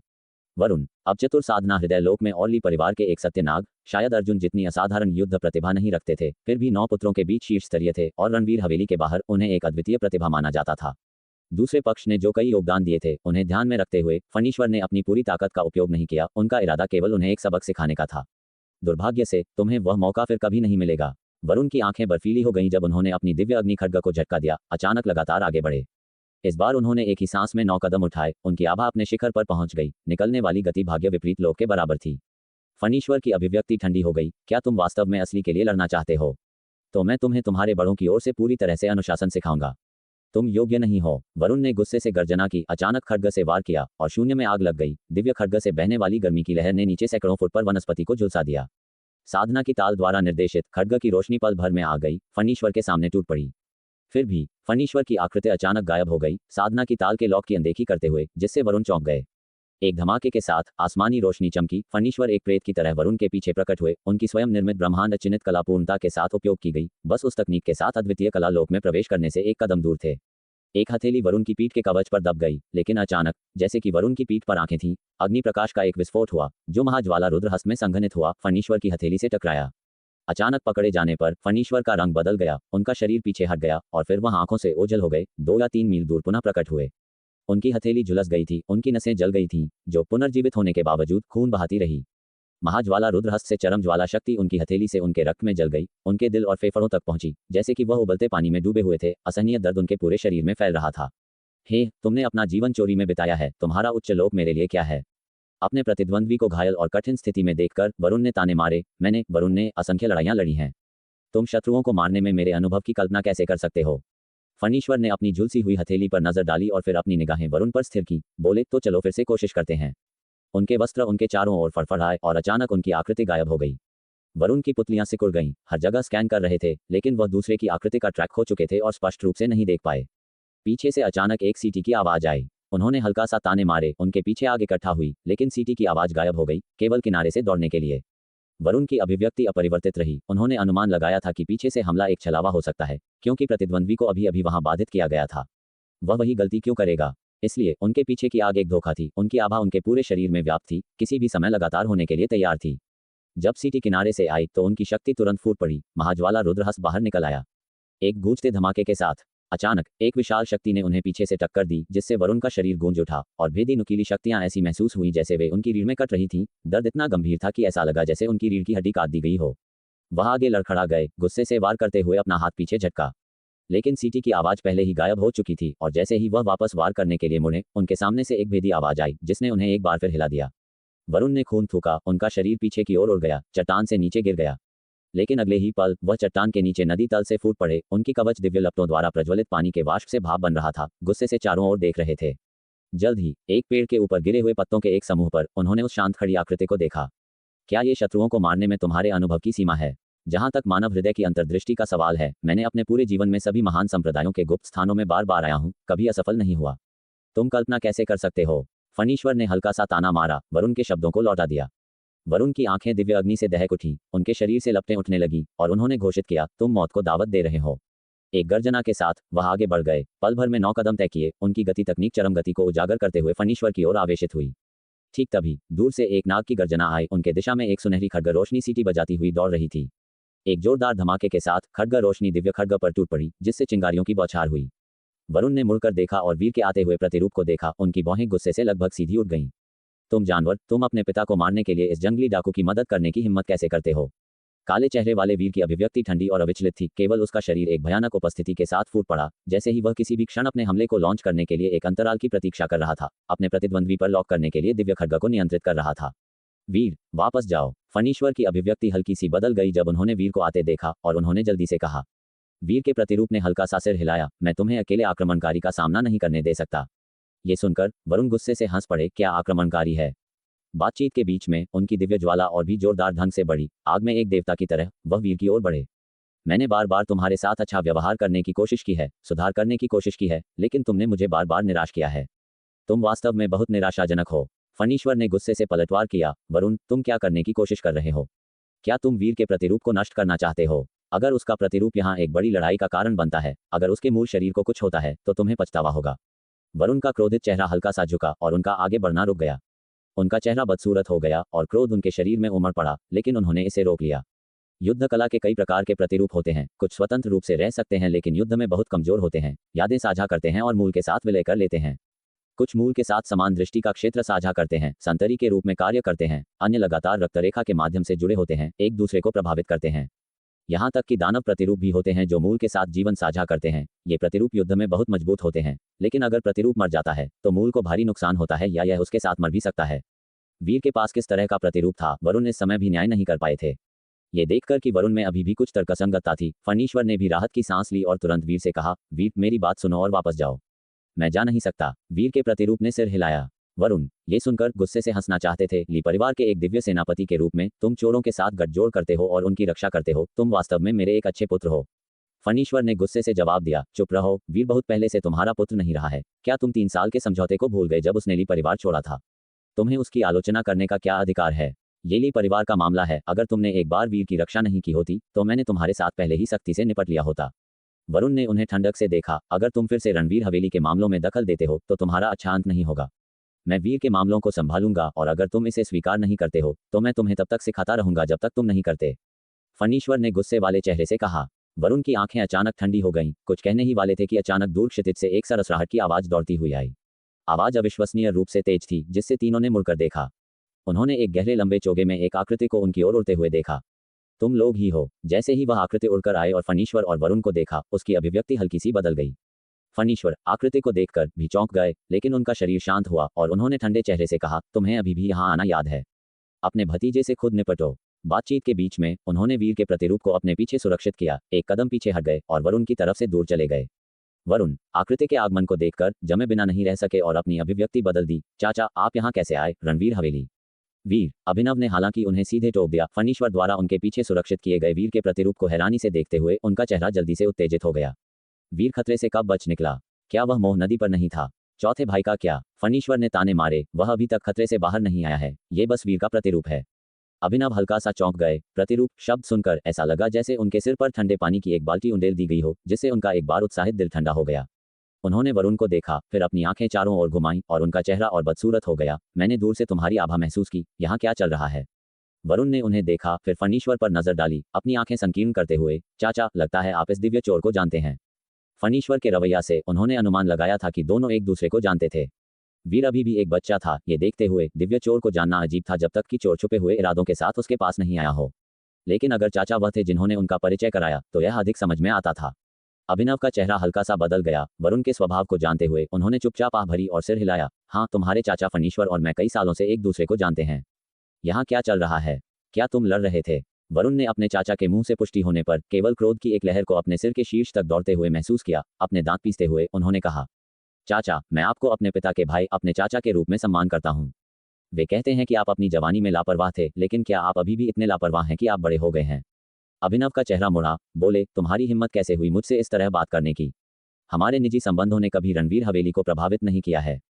क्या ये तुम्हारी बारी है कि मुझे क्या करना है सिखाओ? मुझे तुम्हारे द्वारा किए जाने वाले अन्य चीजों की परवाह नहीं है। इन सालों में तुमने रणवीर हवेली की रक्षा की है और परिवार में योगदान दिया है, मैंने ये सब देखा है। लेकिन वास्तव में एक चोर से दोस्ती करना। वरुण इतने गुस्से में थे कि उन्होंने अपनी मुट्ठियां भींच लीं और वीर को भटकाने के लिए, उसे भ्रष्ट करने के लिए, चाचा, आप इतने भ्रमित कैसे हो सकते हैं? अभिनव क्रोध में विस्फोट कर गए। वरुण, मुझे तुम्हें एक बार फिर बताना होगा, वह चोर नहीं है। एक चोर अपने लिए चोरी करता है, एक महान चोर दुनिया की मदद करता है। तुम्हारे चाचा फणीश्वर का आचरण साधु के शीर्षक के योग्य है। जहां तक वीर को भटकाने के आरोप का सवाल है, ये पूरी तरह से निराधार है। वीर असाधारण है, जिस व्यक्ति ने उसे वास्तव में चोट पहुंचाई है वह तुम हो। क्या आप कह रहे हैं कि वह गरीबों की मदद के लिए अमीरों को लूटता है? वरुण ने ताने मारे, मुझसे चाचा फणीश्वर के बारे में बात मत करो। दुनिया को बचाने के कई तरीके हैं, जैसे दानवों को मारना, सेना में भर्ती होना, सीमाओं की रक्षा करना। क्या ये सभी देश और उसके लोगों के लिए सेवाएं नहीं हैं? फिर भी उसने विशेष रूप से चोरी करने का चुनाव किया। फणीश्वर ने ठंडक से पलटवार किया, ये सही है वरुण, मुझे चाचा मत बुलाओ। मैं ली परिवार के सत्यनागों के लिए चाचा बनने के योग्य नहीं हूँ। अभिनव को पता था कि उनका पुराना दोस्त परेशान था। वरुण के ताने मारने वाले व्यवहार को देखकर वह एक लंबी आह भरे बिना नहीं रह सके और कहा, वरुण, तुमने अपने बचपन से ही युद्ध कलाओं में प्रशिक्षण लिया है और बाद में लड़ाइयों में सेनाओं का नेतृत्व किया है। तुम्हारा संसार से बहुत कम संपर्क है और सत्ता के मंदिरों से बहुत अधिक। तुम दुनिया के झगड़ों और रोषों के पीछे की लाचारी को नहीं समझते। अगर कोई खुले तौर पर शूरवीर हो सकता तो कौन एक अच्छा नाम पीछे नहीं छोड़ना चाहता। दुनिया का दुख अनंत है, तुम ये सब अनुभव नहीं कर सकते, लेकिन तुम्हें इसे समझना चाहिए, बजाय इसके कि अपने ऊंचे मंदिर से ठंडी आंखों से नीचे देखो। वरुण ने उदासीनता से जवाब दिया, ये देखते हुए कि उसने अतीत में वीर की रक्षा की थी। मैं उसे छोड़ सकता हूँ, लेकिन उसे फिर कभी वीर के करीब नहीं आना चाहिए। तुम्हें पता होना चाहिए, अगर दूसरों को पता चलता है कि हमारी रणवीर हवेली चोर साधु के साथ गठजोड़ में है, तो यह अन्य दिव्य सेनापति हवेलियों और महामहिम को कैसा लगेगा। अभिनव चुप रहे। वह स्वाभाविक रूप से यह जानते थे और इसीलिए वह फणीश्वर के साथ केवल निजी तौर पर जुड़े थे। शुरुआत में वे एक दूसरे की पहचान से अनजान थे, एक दूसरे की संगत का अत्यधिक आनंद लेते थे और दोस्त बन गए। अपने असली स्व को प्रकट करने के बाद उन्हें एहसास हुआ कि दूसरा कौन था, लेकिन तब तक वे अपनी पहचानों के कारण अपने रिश्ते को पूरी तरह से कैसे तोड़ सकते थे। कई अनिच्छाओं और चिंताओं के बावजूद उनकी दोस्ती कमजोर नहीं हुई, बल्कि सालों से गहरी होती गई। वरुण के शब्दों को अब सुनकर अभिनव ने गहरी आह भरी। एक ऐसे बच्चे के रूप में जिसे पसंदीदा नहीं था, उन्होंने नाराजगी रखी थी, ये सोचते हुए कि अगर वह रणवीर हवेली का हिस्सा नहीं होते तो जीवन कितना बेहतर होता। अब वह खुद को फिर से उसकी कामना करते हुए पाए। हालांकि अब उन पर बहुत अधिक जिम्मेदारी थी और वह अब वह उत्साही युवक नहीं थे जो संसार भर में सरपट दौड़ सकता था, लापरवाही से हर जगह भटक सकता था बिना किसी परवाह के। केवल तुम फणीश्वर के साथ मेरे संबंध के बारे में जानते हो, और अगर तुम इसके बारे में नहीं बोलते हो तो कोई नहीं जानेगा, अभिनव ने कहा। वरुण ने ताने मारे, चाचा, आपको पता होना चाहिए कि कागज आग को समाहित नहीं कर सकता। अभिनव ने एक गहरी सांस ली और धीरे धीरे कहा, चलो अब इसके बारे में बात नहीं करते हैं। मैं यहाँ वीर को वापस लाने के लिए मोह नदी जाने के इरादे से आया था। देवद्वार दर्रे से गुजरते हुए मैंने सोचा कि पहले यहाँ देख लूं। तुम लोग लड़ कैसे रहे थे? मोह नदी की तरफ क्या है? वीर को सुरक्षित वापस लाना प्राथमिकता है, वरुण ने कहा। मैं आपसे पूछने वाला था, क्या आपने जाने से पहले शक्तिनगर की स्थिति जांच ली थी? क्या आपका प्रस्थान गुप्त था? आपको पता होना चाहिए कि अगर लोगों को पता चला कि आप चले गए हैं तो शक्तिनगर कितना खतरनाक होगा। आप मुझ पर भरोसा कर सकते हैं कि मैं चीजों का ध्यान रखूंगा, अभिनव ने कहा। वीर कैसा है? अभिनव ने पूछा। वरुण ने हल्का सा ताने मारे। वह वास्तव में आत्मविश्वासी हुआ करते थे, लेकिन उत्तरी यवन से लौटने और परिवार के सभी मामलों को देखने के बाद से वह तेजी से चिंतित हो गए थे। वीर को उसके चौथे चाचा वहां देख रहे हैं, उसे ठीक होना चाहिए, वरुण ने कहा। जब तक कोई अन्य चर नहीं होता तब तक स्थिति वर्तमान में अस्पष्ट है। मैं उसके प्रतिरूप के माध्यम से पूछताछ करने के लिए देवद्वार दर्रे पर आया था, लेकिन इसके बजाय मैंने इस महान रहस्य पर ठोकर खाई। जैसे ही उन्होंने ये कहा, क्रोध उनकी आंखों में फिर से उमड़ पड़ा। अभिनव ने अब उन्हें ध्यान नहीं दिया और इसके बजाय अपना सिर वीर के प्रतिरूप को देखने के लिए मोड़ा। उनकी निगाहें नर्म हो गईं जब उन्होंने पूछा, वीर, क्या तुम मोह नदी में अपने मूल स्व को महसूस कर सकते हो? वीर के काले पक्ष ने हल्का सा सिर हिलाया। मैं इसे महसूस नहीं कर सकता। क्या यह मोह नदी के कारण है या तुम्हारे भीतर कुछ अंतर्निहित है? अभिनव ने जल्दी से अधिक विवरण के लिए जोर दिया। वीर के काले पक्ष ने विस्तार से सब कुछ समझाया। वीर अभिनव के सामने कितने स्पष्टवादी थे, उनके सभी सवालों के जवाब दे रहे थे। ये देखकर वरुण का चेहरा एक जटिल भावना से काला पड़ गया, जिसने उन्हें असहज और गुस्से वाला दोनों बना दिया। मैं तुम्हारा पिता हूँ। इससे पहले कि अभिनव ने वह सब पूछ लिया जो वह जानना चाहते थे और पाया कि प्रतिरूप वीर की सच्ची स्थिति से अनजान था, ज्यादा समय नहीं लगा। हालांकि प्रतिरूप के माध्यम से उन्हें पता चला कि वीर की युद्ध शक्ति अत्यधिक मजबूत थी, चरम ज्ञान लोक के एक दानवराज से कम नहीं, और प्रतिरूप ने जिन विशेष तरीकों के बारे में बताया, उनका उपयोग करके वह चरम ज्ञान लोक की सीमाओं तक भी पहुंच सकता था। इसके अलावा वरुण ने अभिनव से युद्ध ध्वज के मामले के बारे में पूछने के लिए कहा, और अभिनव के पूछने पर प्रतिरूप ने सोचा और फिर मानसिक संचार के माध्यम से उन्हें जानकारी दी। ये देखकर कि वीर ने जानबूझकर उनसे बचाव किया था, वरुण की अभिव्यक्ति एक बार फिर बदसूरत हो गई। लेकिन वह केवल मानसिक संचार के माध्यम से अभिनव से पूछ सकते थे, और जब उन्हें पता चला कि युद्ध ध्वज वास्तव में वीर द्वारा व्यक्तिगत रूप से तैयार किया गया था, तो वरुण के दिल में सदमे की एक लहर उठ गई, जिसके बाद परमानंद हुआ। वीर के पास जो प्रतिभा थी वह स्वर्ग से एक उपहार से कम नहीं थी। एक बार जब वीर वापस आ गया, अगर वह इस प्रतिभा का पूरा उपयोग कर सकता तो इसका प्रभाव उनकी अपनी युद्ध कला के महत्व को भी पार कर सकता था। आखिरकार किसी की युद्ध कला कितनी भी मजबूत क्यों न हो, महान शांति लोक तक पहुंचकर कोई केवल एक एकल राज्य की रक्षा कर सकता है, लेकिन अगर ऐसे युद्ध ध्वज का बड़े पैमाने पर उत्पादन किया जा सकता है तो वे पूरे महान आर्यावर्त साम्राज्य को आश्रय दे सकते हैं। वीर के पास ऐसी शक्ति होने के साथ, चौथे बच्चे के साथ, जब तक मोह नदी के भीतर कोई अप्रत्याशित घटना नहीं होती तब तक कोई समस्या नहीं होनी चाहिए। अभिनव द्वारा प्रतिरूप से खुफिया जानकारी इकट्ठा करने के बाद उनकी तनावपूर्ण भावनाएं हल्की सी शांत हो गईं। लेकिन वीर के सच्चे शरीर को देखे बिना वह अभी भी पूरी तरह से आराम नहीं कर सकते थे। दूसरे चाचा, चलो अब मोह नदी चलते हैं, वरुण ने अभिनव से कहा, लेकिन आपको पहले छिपना होगा ताकि युद्ध के मैदान पर आपका प्रदर्शन न हो, जिससे दानव शक्तिनगर पर अपना हमला स्थानांतरित कर सकते हैं और रणवीर हवेली पर हमला कर सकते हैं, जिससे एक आपदा हो सकती है। मैं इससे भली भांति अवगत हूँ, अभिनव ने कहा। वरुण ने अपने बगल के फणीश्वर पर नजर डाली और फिर कहा, इसके अतिरिक्त एक और बात है, आपको इस आदमी के साथ संबंध तोड़ना होगा। अभिनव की अभिव्यक्ति हल्की सी बदल गई। हालांकि फणीश्वर ने केवल हल्का सा भौहें चढ़ाई और नहीं बोले, इसके बजाय अभिनव को एक शांत नजर दी, जैसे कि उनके फैसले का इंतजार कर रहे हों। अगर दूसरे पक्ष ने रणवीर हवेली के खातिर टूटने का चुनाव किया तो वह उन्हें दोष नहीं देंगे। आखिरकार जब उन्होंने पहली बार एक दूसरे की पहचानों की खोज की थी तो उन्होंने अनिश्चित रूप से ऐसे दृश्य का पूर्वानुमान लगाया था। उनकी अपनी पहचान आखिरकार रणवीर हवेली के बराबर नहीं थी। वरुण, यह मेरा निजी मामला है, दखल मत दो, अभिनव ने अपने पुराने दोस्त के चेहरे को देखे बिना वरुण से ठंडक से कहा। वरुण ने ठंडे चेहरे से जवाब दिया, दूसरे चाचा, आपको परिणाम पता होना चाहिए अगर कुछ होता है। यह आपका निजी मामला नहीं है, बल्कि कुछ ऐसा है जो पूरे ली परिवार से संबंधित है। क्या आप चाहते हैं कि ली परिवार के पूर्वज इस वजह से शर्मिंदा हों? अभिनव का चेहरा हल्का सा बदल गया, थोड़ा बदसूरत लग रहा था। मैं फणीश्वर को 6 दशक से जानता हूं और मैं उसके चरित्र को समझता हूं, अभिनव ने कहा। लेकिन इससे पहले कि वह समाप्त कर पाते, वरुण द्वारा उन्हें टोक दिया गया, जिन्होंने कहा, मैं तुम्हारे साथ उसके चरित्र पर चर्चा नहीं करना चाहता। मैं बस इतना जानता हूं कि एक बार जब वह हमारे ली परिवार से जुड़ जाता है तो ये दोनों पक्षों के लिए बुरा होगा। तो क्या हुआ अगर वह एक अच्छा व्यक्ति है? मैं तुम्हारी व्याख्या सुन सकता हूं, लेकिन क्या दुनिया सुन सकती है? अभिनव की अभिव्यक्ति बदलती रही। वह इस बिंदु को जानते थे, स्वाभाविक रूप से। उनकी व्याख्या केवल मुद्दे से बचने का एक प्रयास थी। वरुण, अगर यह वास्तव में काम नहीं करता है तो चलो भविष्य में एक दूसरे के साथ जुड़ना बंद कर देते हैं। यहाँ तक कि अलग दुनिया में रहते हुए भी हम अभी भी सूर्य और चंद्रमा का आनंद ले सकते हैं, फणीश्वर ने इस बिंदु पर कहा। वह जानते थे कि एक बार उनकी पहचान प्रकट हो जाने पर क्या परिणाम होंगे और वह अभिनव को एक कठिन स्थिति में नहीं डालना चाहते थे। अभिनव का शरीर हल्का सा कांपा और अपने पुराने दोस्त को देखने के लिए मुड़ते हुए उनकी आंखें उदासी से भर गईं। उन्होंने अपना सिर झुका लिया और धीरे धीरे उसे हिलाया, बोले, मैंने पहले ही पर्याप्त संबंध तोड़ दिए हैं, मैं अब और संबंध तोड़ना नहीं चाहता। अभिनव के शब्द सुनकर वरुण का चेहरा तत्काल बदल गया और वह तुरंत बोल उठे, दूसरे चाचा। अभिनव ने अपना सिर उठाया, उन्हें गहराई से देखते हुए बोले, वह मेरा अच्छा मित्र है और मैं महाराजा के सामने भी यही कहूंगा। उसके साथ मेरी दोस्ती शुद्ध और पारदर्शी है। मैंने कभी ली परिवार के लिए उसे कुछ भी करने को नहीं कहा, न ही उसने हमारे ली परिवार के लिए कुछ किया है। जैसे ही उन्होंने ये कहा, उन्हें कुछ याद आया, एक पल के लिए रुके और उनका चेहरा थोड़ा अप्रसन्न हो गया। सिवाय इसके कि मैंने उसे वीर का ध्यान रखने के लिए सौंपा था।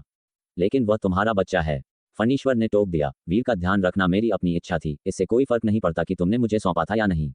अगर तुमने कुछ नहीं कहा होता तो क्या मैं वीर की उपेक्षा करता? केवल उस 7 साल पुरानी मछली के लिए जो वीर ने मेरे लिए पकाई थी, मैं उसकी जीवन भर रक्षा करूंगा। वरुण की आंखें थोड़ी संकरी हो गईं। 7 साल, इसका मतलब है कि वीर का संपर्क इस चोरों के साधु से 7 साल से है। दूसरे चाचा के पूर्वग्रहों के बारे में सोचते हुए उन्हें तुरंत सामान्य स्थिति समझ आ गई और उन्होंने मन ही मन आह भरी। लगता है वीर बचपन से ही प्रभावित रहा है। वीर को घर पर रखना मेरी सबसे बड़ी गलती थी और मुझे सबसे ज्यादा अफसोस इसी बात का है। वरुण ने एक गहरी सांस ली और अभिनव से बोले, दूसरे चाचा, मैं वीर पर आपके प्रभाव की बात को आगे नहीं बढ़ाऊंगा, लेकिन अब मैं सत्यनाग के नाम पर आदेश देता हूं कि आप उससे सभी संबंध तोड़ दें और आगे कोई संपर्क न रखें। अभिनव का चेहरा बदल गया और उन्होंने सदमे और क्रोध के मिश्रण से उन्हें देखा। तुम सत्यनाग के नाम पर मुझे आदेश देना चाहते हो? ये सही है। वरुण का भाव शांत और गंभीर था। उन्होंने अपने दिल के क्रोध को नियंत्रित किया। दूसरे चाचा, यह मत भूलो कि हमारी रगों में कौन सा रक्त बहता है और हम कौन सा उपनाम रखते हैं। भले ही मेरे पिता अब आपको नियंत्रित करने के लिए यहाँ नहीं हैं, ली परिवार के हजारों साल पुराने पारिवारिक नियम पीढ़ियों से चले आ रहे हैं। क्या आप उन्हें भी अवज्ञा करने का इरादा रखते हैं? अभिनव ने उन्हें सदमे और क्रोध के मिश्रण से देखा, लेकिन अंत में उनकी आंखें निराशा से भर गईं। उन्होंने अपनी आंखें बंद कर लीं और एक लंबे समय के बाद उन्हें फिर से खोला। उनकी निगाहें अकल्पनीय पीड़ा और समय व्यतीत दुख से भरी थीं। उन्होंने धीमी आवाज में कहा, मैंने अपने शुरुआती वर्षों में एक मनमौजी जीवन जिया है और कई गलत काम किए हैं। मुझे तुम्हारे पिता से माफी है, उन्हें अकेले उस वीरान शहर की रक्षा करने के लिए छोड़ने के लिए। मैं अब नियमों को नहीं तोड़ूंगा। मेरा जीवन ली परिवार द्वारा दिया गया था और मैं इसे ली परिवार के लिए ही जल जाने दूंगा। उनका शरीर थोड़ा कांपा जैसे ही वह धीरे धीरे मुड़े और फणीश्वर को देखा। जैसे ही उन्होंने एक दूसरे को देखा, अभिनव की आंखों में खून के आंसू भर आए। ओह फणीश्वर! फणीश्वर का शरीर थोड़ा कांपा, लेकिन उनके चेहरे पर धीरे धीरे मुस्कान आई और उन्होंने कहा, ओह अभिनव, इतनी बुढ़ापे में तुम रो क्यों रहे हो? क्या मैंने पहले नहीं कहा, भले ही हम दुनिया से अलग हों, हम अब भी सूर्य और चंद्रमा को साझा कर सकते हैं। मिलना और बिछड़ना हमारे हाथ में नहीं है। हम दोनों इतने बूढ़े हो चुके हैं कि अपनी किस्मत को स्वीकार कर सकें, बस इसे स्वीकार करो। अभिनव की मुट्ठियां कसकर बंद हो गईं। उनका पूरा शरीर हिल रहा था। उनकी मुट्ठी, मजबूत और बलशाली, एक साधु की मुट्ठी के रूप में जानी जाती थी। फिर भी वह रक्त की बेड़ियों को तोड़ नहीं सकी और न ही उनके दिल के अंदर की बंधन को तोड़ पाए। आधा कदम अविनाशी, फिर भी वास्तव में अविनाशी नहीं। वह आधा कदम जो उठाया गया था, उसे कभी पीछे नहीं लिया जा सकता था। दूसरे चाचा, यह आप दोनों के लिए सबसे अच्छा है। मुझे वरुण को निर्दयी होने के लिए दोष मत दो, वरुण ने गंभीरता से कहा। अभिनव की आकृति परिवर्तन से भरी थी। उन्होंने कुछ नहीं कहा, केवल खामोशी थी। फणीश्वर ने अभिनव को एक मुस्कान दी और फिर वीर के प्रतिरूप पर नजर डाली। उनकी आंखें अफसोस से भरी थीं और उन्होंने कहा, लेकिन मैंने वीर से 3 साल तक देवद्वार दर्रा की रक्षा करने का वादा किया था। आवश्यकता नहीं है। वरुण ने उनकी ओर देखा। उनका चेहरा इतना खुशमिजाज नहीं था और उन्होंने ठंडे ढंग से कहा, अगर आप सच में वीर की परवाह करते हैं तो आपको पता होना चाहिए कि आपकी बदनाम प्रतिष्ठा लगातार वीर के साथ जुड़े रहने से उसे केवल बोझ ही डालेगी। क्या आप उसे बर्बाद करना चाहते हैं? भविष्य में वह ली परिवार के सत्यनाग का उत्तराधिकारी बनने वाला है और शानदार ढंग से चमकेगा। अगर लोगों को आपके साथ उसके जुड़ाव का पता चला तो कैसी गपशप फैलेगी। फणीश्वर के गाल थोड़े सिकुड़ गए। वह पलटकर जवाब देना चाहते थे, लेकिन जैसे ही शब्द उनके होठों तक पहुंचे वह केवल धीरे से हंस दिए। ये सच है, मैं तो बस इस दुनिया में एक अकेला यात्री हूँ। शानदार रणवीर हवेली से मेरी कोई तुलना नहीं। मैं इतना ऊंचा पहुंचने के योग्य नहीं हूँ। उन्होंने आत्मा उपहास में अपना सिर हिलाया और वीर के प्रतिरूप की ओर देखते हुए फुसफुसाया, बच्चा, अब से तुम्हें अपना रास्ता अकेले ही चलना होगा। बर्फ और हवा, मैं तुम्हें बस इतनी दूर तक ही साथ दे सकता हूँ। वीर का अंधेरा पक्ष उन्हें खाली आंखों से देख रहा था। कुछ कहना चाहता था, फिर भी पता नहीं था कि क्या कहे।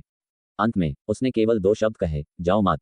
फणीश्वर के होंठ थोड़े कांपे, लेकिन वह बस मुस्कुराए, फिर मुड़े और विशाल और असीम दुनिया को देखा। चारों ओर एक नजर डाली और शिलागढ़ की दिशा में देखा।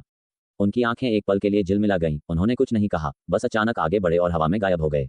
आकाश और धरती ने शेष कला, अगर वह जाना चाहते थे तो कोई उन्हें रोक नहीं सकता था। उन्होंने इस साधना तकनीक का आविष्कार किया था और अपनी युद्ध कला के साथ वह इसे चरम सीमा तक कर सकते थे। एक हल्की हवा चली, अभिनव के चोगे के कोने को एक कोमल हाथ की तरह उठाया, उसे फड़फड़ाया, इससे पहले कि वह वापस गिर गया। अभिनव एक पत्थर की तरह शांत थे, बिना किसी आवाज के। वरुण ने उन पर एक नजर डाली, अपने दूसरे चाचा की असुविधा को समझते हुए, और धीरे से कहा, दूसरे चाचा, हमें अब मोहनदी नगर की ओर चलना चाहिए। मैं आगे जाकर वहां की स्थिति की जांच करूंगा। अभिनव ने जवाब नहीं दिया, लेकिन दूर से एक अचानक सीटी की आवाज आई, जो आश्चर्य से भरी आवाज के साथ थी। दूसरे भाई, वरुण। इस आवाज को सुनकर दोनों कांप उठे और यहां तक कि अभिनव ने भी तेजी से अपना सिर उठाया और आवाज की दिशा में देखा। केवल एक आकृति को तेजी से उनकी ओर उड़ते हुए देखा, एक फटेहाल ग्रे चोगे में भिखारी की तरह पहने, बाल बिखरे हुए और रूप की कोई परवाह नहीं, लेकिन वह चेहरा और उनकी कमर पर लटकी तलवार निस्संदेह दीपक थी। चौथे भाई, अभिनव हैरान थे। वरुण भी हक्का बक्का रह गए। एक पल के लिए अपनी आंखों पर संदेह किया, इससे पहले कि उन्होंने अपनी निगाह को केंद्रित किया और वास्तव में देखा कि यह वास्तव में उनके चौथे चाचा थे।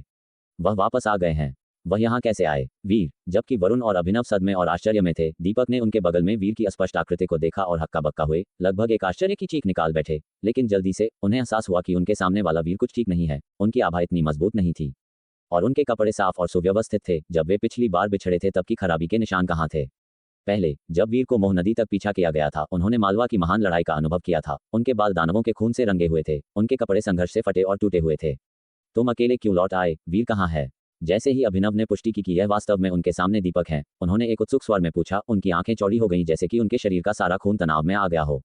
होश में आते ही दीपक ने जल्दी से जवाब दिया, दूसरे भाई, उत्साहित मत हो। वीर ठीक है, उसे मोह नदी को साफ करने से पहले बस एक आखिरी कदम उठाना है। वह फिलहाल महान जंगल स्वर्ग के रास्ते पर है। ये कहते हुए उन्होंने वरुण की ओर देखा, हिचकिचाते हुए, असुरक्षित थे कि उन्हें जारी रखना चाहिए या नहीं। आखिरकार प्राचीन पवित्र कुल का जी परिवार एक संवेदनशील विषय था। वरुण, जो उत्तर यवन में 1 दशक से अधिक समय से अभियान चला रहे थे और युद्ध समाप्त होने के बाद हुई घटनाओं के बारे में सुना था, जानते थे कि इसमें जी परिवार की वह महिला शामिल थी। वह महान जंगल स्वर्ग गया। अभिनव हैरान थे, लेकिन ये सुनकर कि वीर ठीक है, उनका शरीर, जो तनाव से कड़ा हो गया था, धीरे धीरे शिथिल हो गया और उन्होंने तुरंत पूछा, महान जंगल स्वर्ग इतना खतरनाक है? वह वहाँ क्या करने जा रहा है? वह कब तक वहाँ रहेगा? उसे जल्द ही वापस आ जाना चाहिए, दीपक ने कहा। उसे बस जी परिवार के उस वयोवृद्ध को उनके प्राचीन पवित्र कुल की मातृभूमि तक सुरक्षित पहुंचाना है। इसमें ज्यादा समय नहीं लगना चाहिए। ये कहते हुए और दोनों को वीर के बारे में पूछने के लिए अब भी उत्सुक देखकर वह मुस्कुराए और बोले, हमारे बगल में यह वाला, ये वीर का प्रतिरूप है, ठीक है? हाँ। वरुण ने सिर हिलाया। वीर के सुरक्षित होने की बात सुनकर उनका चेहरा शांत हो गया, लेकिन उस महिला, अपनी पत्नी के बारे में सोचकर उनके चेहरे पर चिंता झलक उठी। उनके दिल की धड़कन तेज हो गई। क्या ये बच्चा अपनी मां को ढूंढने गया है? पहले शक्तिनगर में पिता और पुत्र के बीच तकरार के दौरान वरुण ने बाद में सुना था कि वीर ने रूमन को थप्पड़ मारा था क्योंकि बाद वाले ने उसकी पत्नी का अपमान किया था और वीर की मां के ठिकाने के बारे में भी खुलासा किया था। ये बच्चा, उन्होंने दांत पीसे। उनका भाव फिर से तनावपूर्ण हो गया, चिंता से भरा हुआ। यहाँ तक कि वह भी जी परिवार के प्राचीन पवित्र कुल के करीब जाने की हिम्मत नहीं करते थे। वीर की तो बात ही क्या। वीर की बात को एक तरफ रखते हुए, देखो मैं तुम्हारे लिए किसे वापस लाया हूँ, दीपक ने उनसे कहा। जैसे ही उनके शब्द गिरे, एक आवाज वरुण और अभिनव के कानों तक पहुंची। वरुण, दूसरे भाई। इस परिचित बूढ़ी आवाज को सुनकर वरुण और अभिनव एक साथ चौंक गए। उनके दिल तेजी से धड़कने लगे जैसे ही उन्होंने आश्चर्य में अपना सिर उठाया, केवल दीपक के पीछे से एक प्रेत की तरह पारदर्शी आत्मा को तैरते हुए देखा। उस शक्तिशाली आकृति को देखकर, उसके भले चेहरे के साथ वे अविश्वास में घूरते रह गए, जैसे कि एक अलग युग से लौट रहे हों। पिताजी। वरुण की पुतलियां कसकर सिकुड़ गईं। उन्होंने एक पल के लिए अपनी आंखों को जोर से मला। एक बार फिर स्पष्ट रूप से देखने पर उनके दिमाग में चल रहे सभी विचार एक पल में गायब हो गए, जैसे ही अचानक उनकी आंखों में आंसू भर आए। पिताजी। उनके घुटने टूट गए और वह वरुण पिता के सामने घुटनों के बल झुक गए। आंसुओं ने उनके चेहरे को दागदार कर दिया। यह आपके कुपुत्र की गलती है, मेरी अयोग्यता, मैं आपको जल्दी वापस नहीं ला पाया। अभिनव खाली घूरते रहे। उनकी आंखें थोड़ी लाल हो गईं और उन्होंने कहने का प्रयास किया, बड़े भाई, क्या आप मोह नदी से मुक्त हो गए हैं? वरुण पिता ने जल्दी से वरुण को अपने पैरों पर उठाया और मुस्कान के साथ उन्होंने अभिनव के प्रश्न के जवाब में सिर हिलाया। हाँ, मैं अब मुक्त हूँ। मैं आखिरकार घर जा सकता हूँ। अभिनव का बूढ़ा शरीर थोड़ा कांपा। उन्होंने अपनी मुट्ठियों को कसकर बंद किया, अपने दांत काटे और अपना सिर नीचा किया। समय ने अपनी बाहरी पोशाक को उतार दिया। लगता था अब झुर्रीदार बूढ़े व्यक्ति को कल के जवान रेशमी कपड़ों में सजे उत्साही युवक जैसा दिखाते हुए, कंधे कांपते हुए, सिर झुका हुआ जैसे गले तक चढ़ाई भावना को दबाने के लिए। हालांकि उनकी आवाज सिसकियों से रुंध गई थी। बड़े भाई, उस समय सब मेरी गलती थी। मैं ही खेल का इतना शौकीन था, आपको अकेले नागद्वार नगर की रक्षा करने के लिए छोड़ दिया। आपकी मौत का कारण मैं ही था। इन सभी वर्षों में मोह नदी में पीड़ा मुझे झेलनी चाहिए थी, यह मैं था। वरुण पिता एक पल के लिए हैरान थे, फिर धीरे से अपनी हथेली उठाए और अभिनव के कंधे पर थपथपाए। जब उन्होंने अपने भाई के चेहरे पर आंसुओं की धारा देखी जिनके साथ वह बड़े हुए थे, तो उनकी अपनी आंखें नम हो गईं। जैसे ही उन्होंने धीरे से कहा, एक सत्य नाग के रूप में नागद्वार नगर के लिए लड़ाई का नेतृत्व करना मेरा कर्तव्य था। इसका आपसे कोई लेना देना नहीं है। अगर आप वहां होते तो इसका मतलब बस इतना होता कि हम दोनों एक साथ नष्ट हो जाते। सौभाग्य से आप वहां नहीं थे। मैंने चौथे से सुना कि ली परिवार अब आप पर निर्भर है। आप ली परिवार के सागर शांत दिव्य सुई हैं। उन्होंने ये कहा और हंस दिए। याद है जब पिताजी ने आपको दंडित किया था, आपको 3 दिन और 3 रात आंगन में घुटनों के बल बैठाया था। जब मैं चुपके से आपके लिए खाना लाया था, मैंने आपसे कहा था कि मेरे अलावा आप संभवतः ली परिवार में सबसे सक्षम होंगे। आपने मुझे निराश नहीं किया। अभिनव हैरान थे। उनकी आंखों में देखते हुए दोनों भाइयों ने एक पल के लिए निगाहें मिलाईं। दोनों ने बूढ़ों का भेष धारण किया था, फिर भी समय ने एक हवा को बुलाया। लगता था उन्हें उनके जवानी के दिनों में वापस ले जाते हुए। ठीक वैसे ही जैसे उस आंगन में चिलचिलाती गर्मी के सूरज के नीचे बड़ा भाई एक लकड़ी के खंभे के सामने अभ्यास कर रहा है और शरारती छोटा भाई तालाब के किनारे बैठा है। उनके सबसे बड़े भाई की निगाहें उतनी ही कोमल थीं जितनी अतीत में थीं, जबकि विद्रोही दूसरे भाई ने बाहें बांधकर अपना सिर मोड़ लिया, अवज्ञा का चेहरा दिखाते हुए। लेकिन अब इस क्षण में जब उनकी समय व्यतीत आंखें मिली, सभी शब्द पिघल गए। अभिनव का चेहरा आंसुओं से भरा था और यह बूढ़ा आदमी, जिसने युद्ध के मैदान में हजारों दानव लाशों के नीचे से रेंगकर बाहर निकलने पर भी एक आंसू नहीं बहाया था, अब अनियंत्रित रूप से सिसक रहा था। उनके दिल में लंबे समय से चली आ रही गांठ और दाग उस पल में घुल गए। पता चला कि उनके बड़े भाई ने उन्हें कभी दोष नहीं दिया था। अभिनव का शरीर थोड़ा कांपा, लेकिन धीरे धीरे उन्होंने अपनी भावनाओं को शांत किया। अपने चेहरे से आंसू पोंछे और उनके झुर्रीदार चेहरे पर शर्मिंदगी का एक दुर्लभ संकेत दिखाई दिया। उन्होंने जल्दी से विषय बदल दिया, महत्वपूर्ण बातों के बारे में सोचते हुए, और जल्दी से पूछा, बड़े भाई आप कैसे मुक्त हुए? क्या यह नहीं कहा गया था कि ऐसा करने के लिए मोह नदी से गुजरना होगा? आपने अभी कहा कि आप अभी तक गुजरे नहीं हैं। यह एक जटिल कहानी है, दीपक ने किनारे से कहा, लेकिन संक्षेप में हमें वीर का धन्यवाद करना चाहिए। उसकी मदद ने बड़े भाई को भागने की अनुमति दी। इस पर उनका दिल खट्टा हो गया, क्योंकि भागने का मतलब गायब हो जाना भी था। लेकिन वापस आते समय वरुण पिता ने उन्हें निर्देश दिया था कि किसी को भी इस बारे में न बताएं। वरुण पिता सिर्फ एक आखिरी नजर के लिए घर आना चाहते थे और फिर चुपचाप चले जाना चाहते थे। वीर का धन्यवाद करें? अभिनव हैरान थे। फिर उन्होंने जल्दी से उस बच्चे के कई बार उन्हें चौंकाने के बारे में सोचा और उनका दिल गर्व और कोमलता के मिश्रण से उभर आया। वीर? दीपक की बातें सुनकर वरुण, जो अभी अभी उठ रहे थे, जानते थे कि कुछ तो गड़बड़ है और पूछा, वीर का इसे क्या लेना देना है? इसका बहुत कुछ लेना देना है। वरुण पिता ने हल्की हंसी के साथ बातचीत संभाल ली। मैंने चौथे भाई से सुना कि वीर तुम्हारा बेटा है। वरुण, तुमने सच में मुझे एक असाधारण पोता दिया है। वह असाधारण है? वरुण हैरान थे। उन्होंने कभी कल्पना नहीं की थी कि उनके अपने पिता भी उस लड़के के लिए इतना उच्च सम्मान रखेंगे। क्या वह वास्तव में इतना उत्कृष्ट था? वह बच्चा शिष्टाचार नहीं समझता, वह स्वाभाविक रूप से अनायास है। उसने आपका अपमान तो नहीं किया है? क्या उसने किया है? वरुण ने सावधानी से पूछे बिना नहीं रह सके। उस पल में वह दिव्य तलवार वाला जनरल नहीं थे, बल्कि अपने पिता के सामने एक बेटा थे। वरुण पिता हैरान थे और हंस दिए। तुम क्या कह रहे हो? वीर जीवंत और प्रिय है, संगीत, शतरंज, सुलेख और चित्रकला में निपुण है, हर पहलू में अतुलनीय। उसकी युद्ध कला प्रतिभा एक पुनर्जन्म लिए प्राचीन साधु के बराबर है। दयालगढ़ दिव्य राजवंश के हजारों वर्षों में वह एक अतुलनीय प्रतिभा रहा है। इसके अलावा वह समझदार है। शिष्टाचार की कोई कमी नहीं है, बस जटिल औपचारिकताएं नहीं हैं। हालांकि हमारे लिए परिवार को पारिवारिक नियमों की आवश्यकता है। घर एक घर है, राष्ट्र एक राष्ट्र है। घर पर हर चीज को इतना कठोर होने की आवश्यकता नहीं है। वरुण गहरे रूप से हिल गए और लंबे समय तक अवाक खड़े रहे, बोलने में असमर्थ थे। अगर यह कोई और होता तो वह शब्दों पर ध्यान नहीं देते, लेकिन अपने पिता से ये सुनकर उन्हें अचानक आश्चर्य हुआ कि क्या वह इतने समय से गलत थे। क्या वह बच्चे के प्रति बहुत कठोर थे, या शायद क्या वह बहुत ज्यादा हस्तक्षेप कर रहे थे? हर कोई जो उस लड़के के संपर्क में आता था, वह उसका पक्ष लेता और उसकी प्रशंसा करता था। क्या ये दिव्य जनरल हवेली से उनकी सम्मानित पहचान के कारण था, या क्या ये बस लड़के के कारण था? वरुण के विचार दौड़ रहे थे। उत्तर यवन से लौटने के बाद से वीर के साथ उनकी बातचीत की यादें तेजी से उनके दिमाग से गुजर गईं।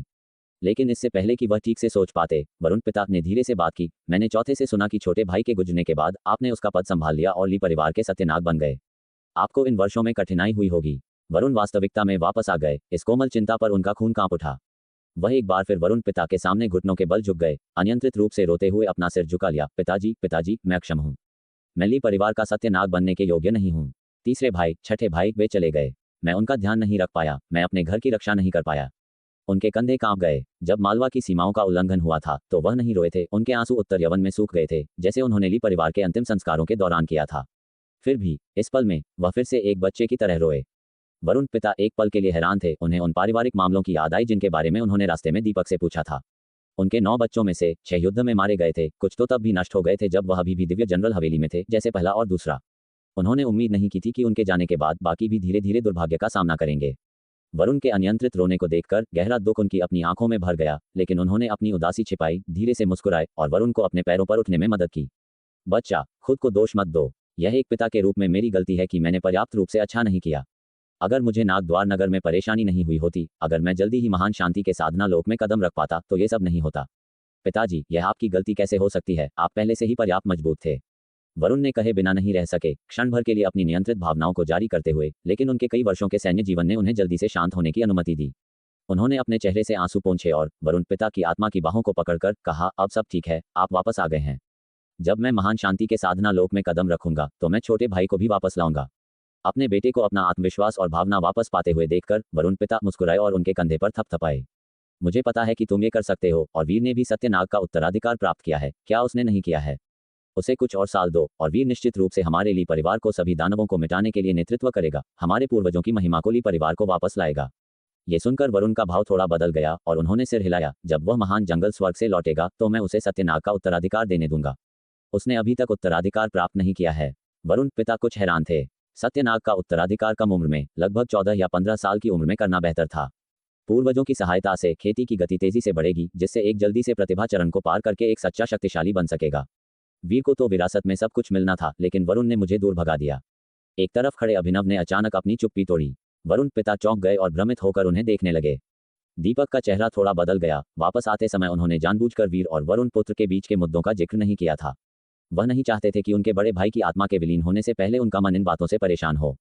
छोटे भाई, तुम क्या कह रहे हो? वरुण पिता ने पूछा। बड़े भाई, आपको उनसे खुद पूछना चाहिए। अभिनव ने गहरी सांस ली।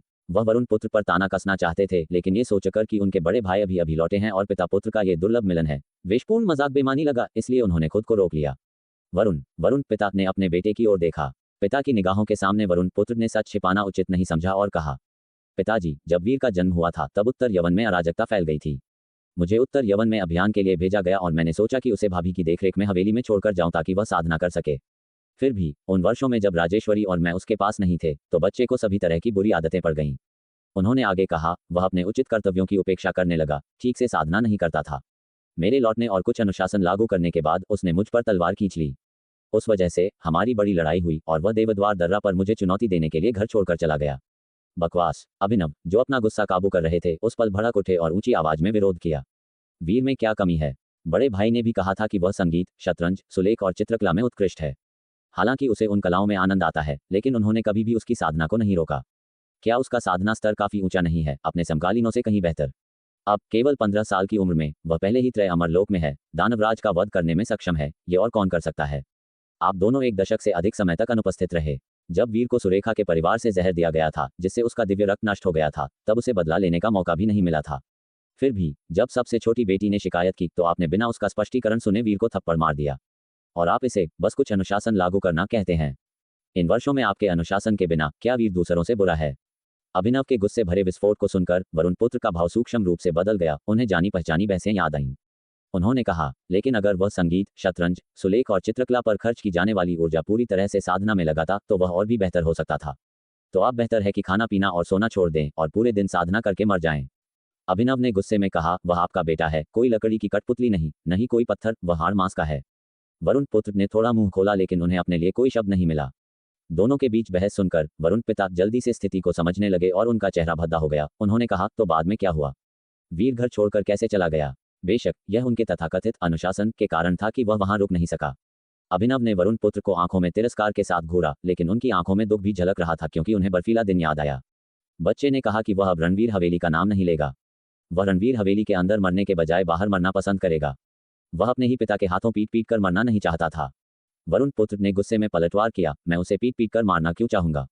मैं तो बस उसे सबक सिखा रहा था। एक अचानक तेज थप्पड़ ने उन्हें रोक दिया। वरुण पुत्र का सिर एक तरफ झटक गया, उनकी आंखें सदमे से भरी थीं। उन्हें सामान्य होने में एक पल लगा और वापस मुड़े तो देखा कि उनके पिता, वरुण पिता का चेहरा गुस्से से भरा हुआ था। तुमने बच्चे को ऐसे शब्द कहने के लिए कैसे मजबूर कर दिया? तुमने उसे इतना दुखी किया होगा कि उसने इतने दर्द भरे शब्द कहे। वरुण पिता गुस्से से कांप रहे थे जब उन्होंने उन्हें देखा। वरुण पुत्र को मुश्किल से विश्वास हुआ उनके पिता ने वास्तव में उन्हें थप्पड़ मारा था। अभी कुछ देर पहले चेहरे पर जो स्नेह और ममत्व था, अब वह केवल गुस्सा और दर्द छोड़ गया था। उनकी आंखें निराशा से भरी थीं। निराशा। वरुण पुत्र का चेहरा पीला पड़ गया। वह जानते थे कि वह काफी सक्षम नहीं थे। रणवीर हवेली की अच्छी देखभाल नहीं की थी, कई भाइयों की अच्छी देखभाल नहीं की थी, लेकिन उनके पिता इस पर निराश नहीं थे, बल्कि उन्हें स्नेह और कोमलता से सांत्वना दे रहे थे। लेकिन अब वीर के मामले पर उन्होंने उनकी ओर दर्द भरी और निराश अभिव्यक्ति दिखाई। उनके गाल पर जलती हुई पीड़ा ने वरुण पुत्र की चेतना को कुछ धुंधला कर दिया। यह इसलिए नहीं था कि थप्पड़ बहुत भारी था, बल्कि अचानक उस आंगन की छवि उनके दिमाग में कौंध गई। वह थप्पड़ जो उन्होंने गुस्से में मारा था, उस युवक की निगाहें, ऐसा लगता है उसमें भी अविश्वास था। वरुण पुत्र को अचानक ऐसा लगा जैसे उनका दिल कस गया हो। एक अवर्णनीय भावना उनके दिल में फैल रही थी। वह इसे पहचान नहीं पाए। क्या यह एक तरह का डर था? बड़े भाई, दीपक ने आगे बोलने से खुद को रोक लिया, लेकिन जारी नहीं रखा। धीरे से अपने आप में आह भरी। वह नहीं चाहते थे कि उनके बड़े भाई को इसके बारे में पता चले, लेकिन अब जब उन्हें पता चल गया तो उन्हें रोकना बहुत देर हो चुकी थी। इसके अलावा वीर की घटना को संभालने का वरुण पुत्र का तरीका उन्हें भी कुछ हद तक समझ से बाहर लगा। लड़के की प्रतिभा का तो जिक्र ही किया, उसका स्वभाव भी वैसा नहीं था जैसा परिवार में अफवाह थी। तुच्छ और उद्दंड, अनुशासनहीन। अगर वास्तव में किसी को कहना हो तो उसे अधिक से अधिक छोटी मोटी बातों से अनियंत्रित ही माना जा सकता था। अभिनव बस ठंडे चेहरे के साथ खड़े थे, कुछ नहीं कह रहे थे, यहाँ तक कि उन्हें लगा कि थप्पड़ थोड़ा हल्का था। कोई आश्चर्य नहीं कि उस बच्चे ने मुझे असहजता की भावना से देखा। कारण यही है, वह पहले ही परिवार छोड़ चुका था। वह मुझे अपना दादा भी स्वीकार नहीं करना चाहता। वरुण पिता की आंखें नम हो गईं, लेकिन वापस आते समय उस बच्चे ने स्पष्ट रूप से उन्हें स्नेह से दादा कहकर बुलाया था।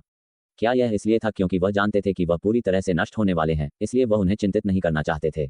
भले ही उनका कोई भौतिक शरीर नहीं था, फिर भी वरुण पिता को अपने दिल में इतना तीखा दर्द क्यों महसूस हुआ? वह बच्चा स्पष्ट रूप से इतना समझदार था। ऐसा क्यों हुआ? ऐसी बात क्यों हुई?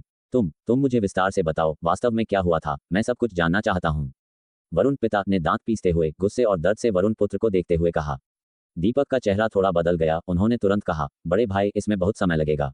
कोई फर्क नहीं पड़ता। वरुण पिता ने दांत भींचे। अगर हम इसे स्पष्ट नहीं करते हैं तो मैं मरने के बाद भी शांति से नहीं रहूंगा। ये सुनकर अभिनव और वरुण पुत्र दोनों के चेहरे बदल गए। अभिनव ने तुरंत कहा, बड़े भाई, गुस्सा मत होइए, मैं यह मामला आपको धीरे धीरे समझाता हूँ। पिताजी, कृपया गुस्सा न हो। आप मुझे मार सकते हैं, लेकिन कृपया गुस्सा न हो। वरुण पुत्र ने तुरंत कहा। उनका भाव तनावपूर्ण था। उन्हें डर था कि वरुण पिता को कुछ हो सकता है।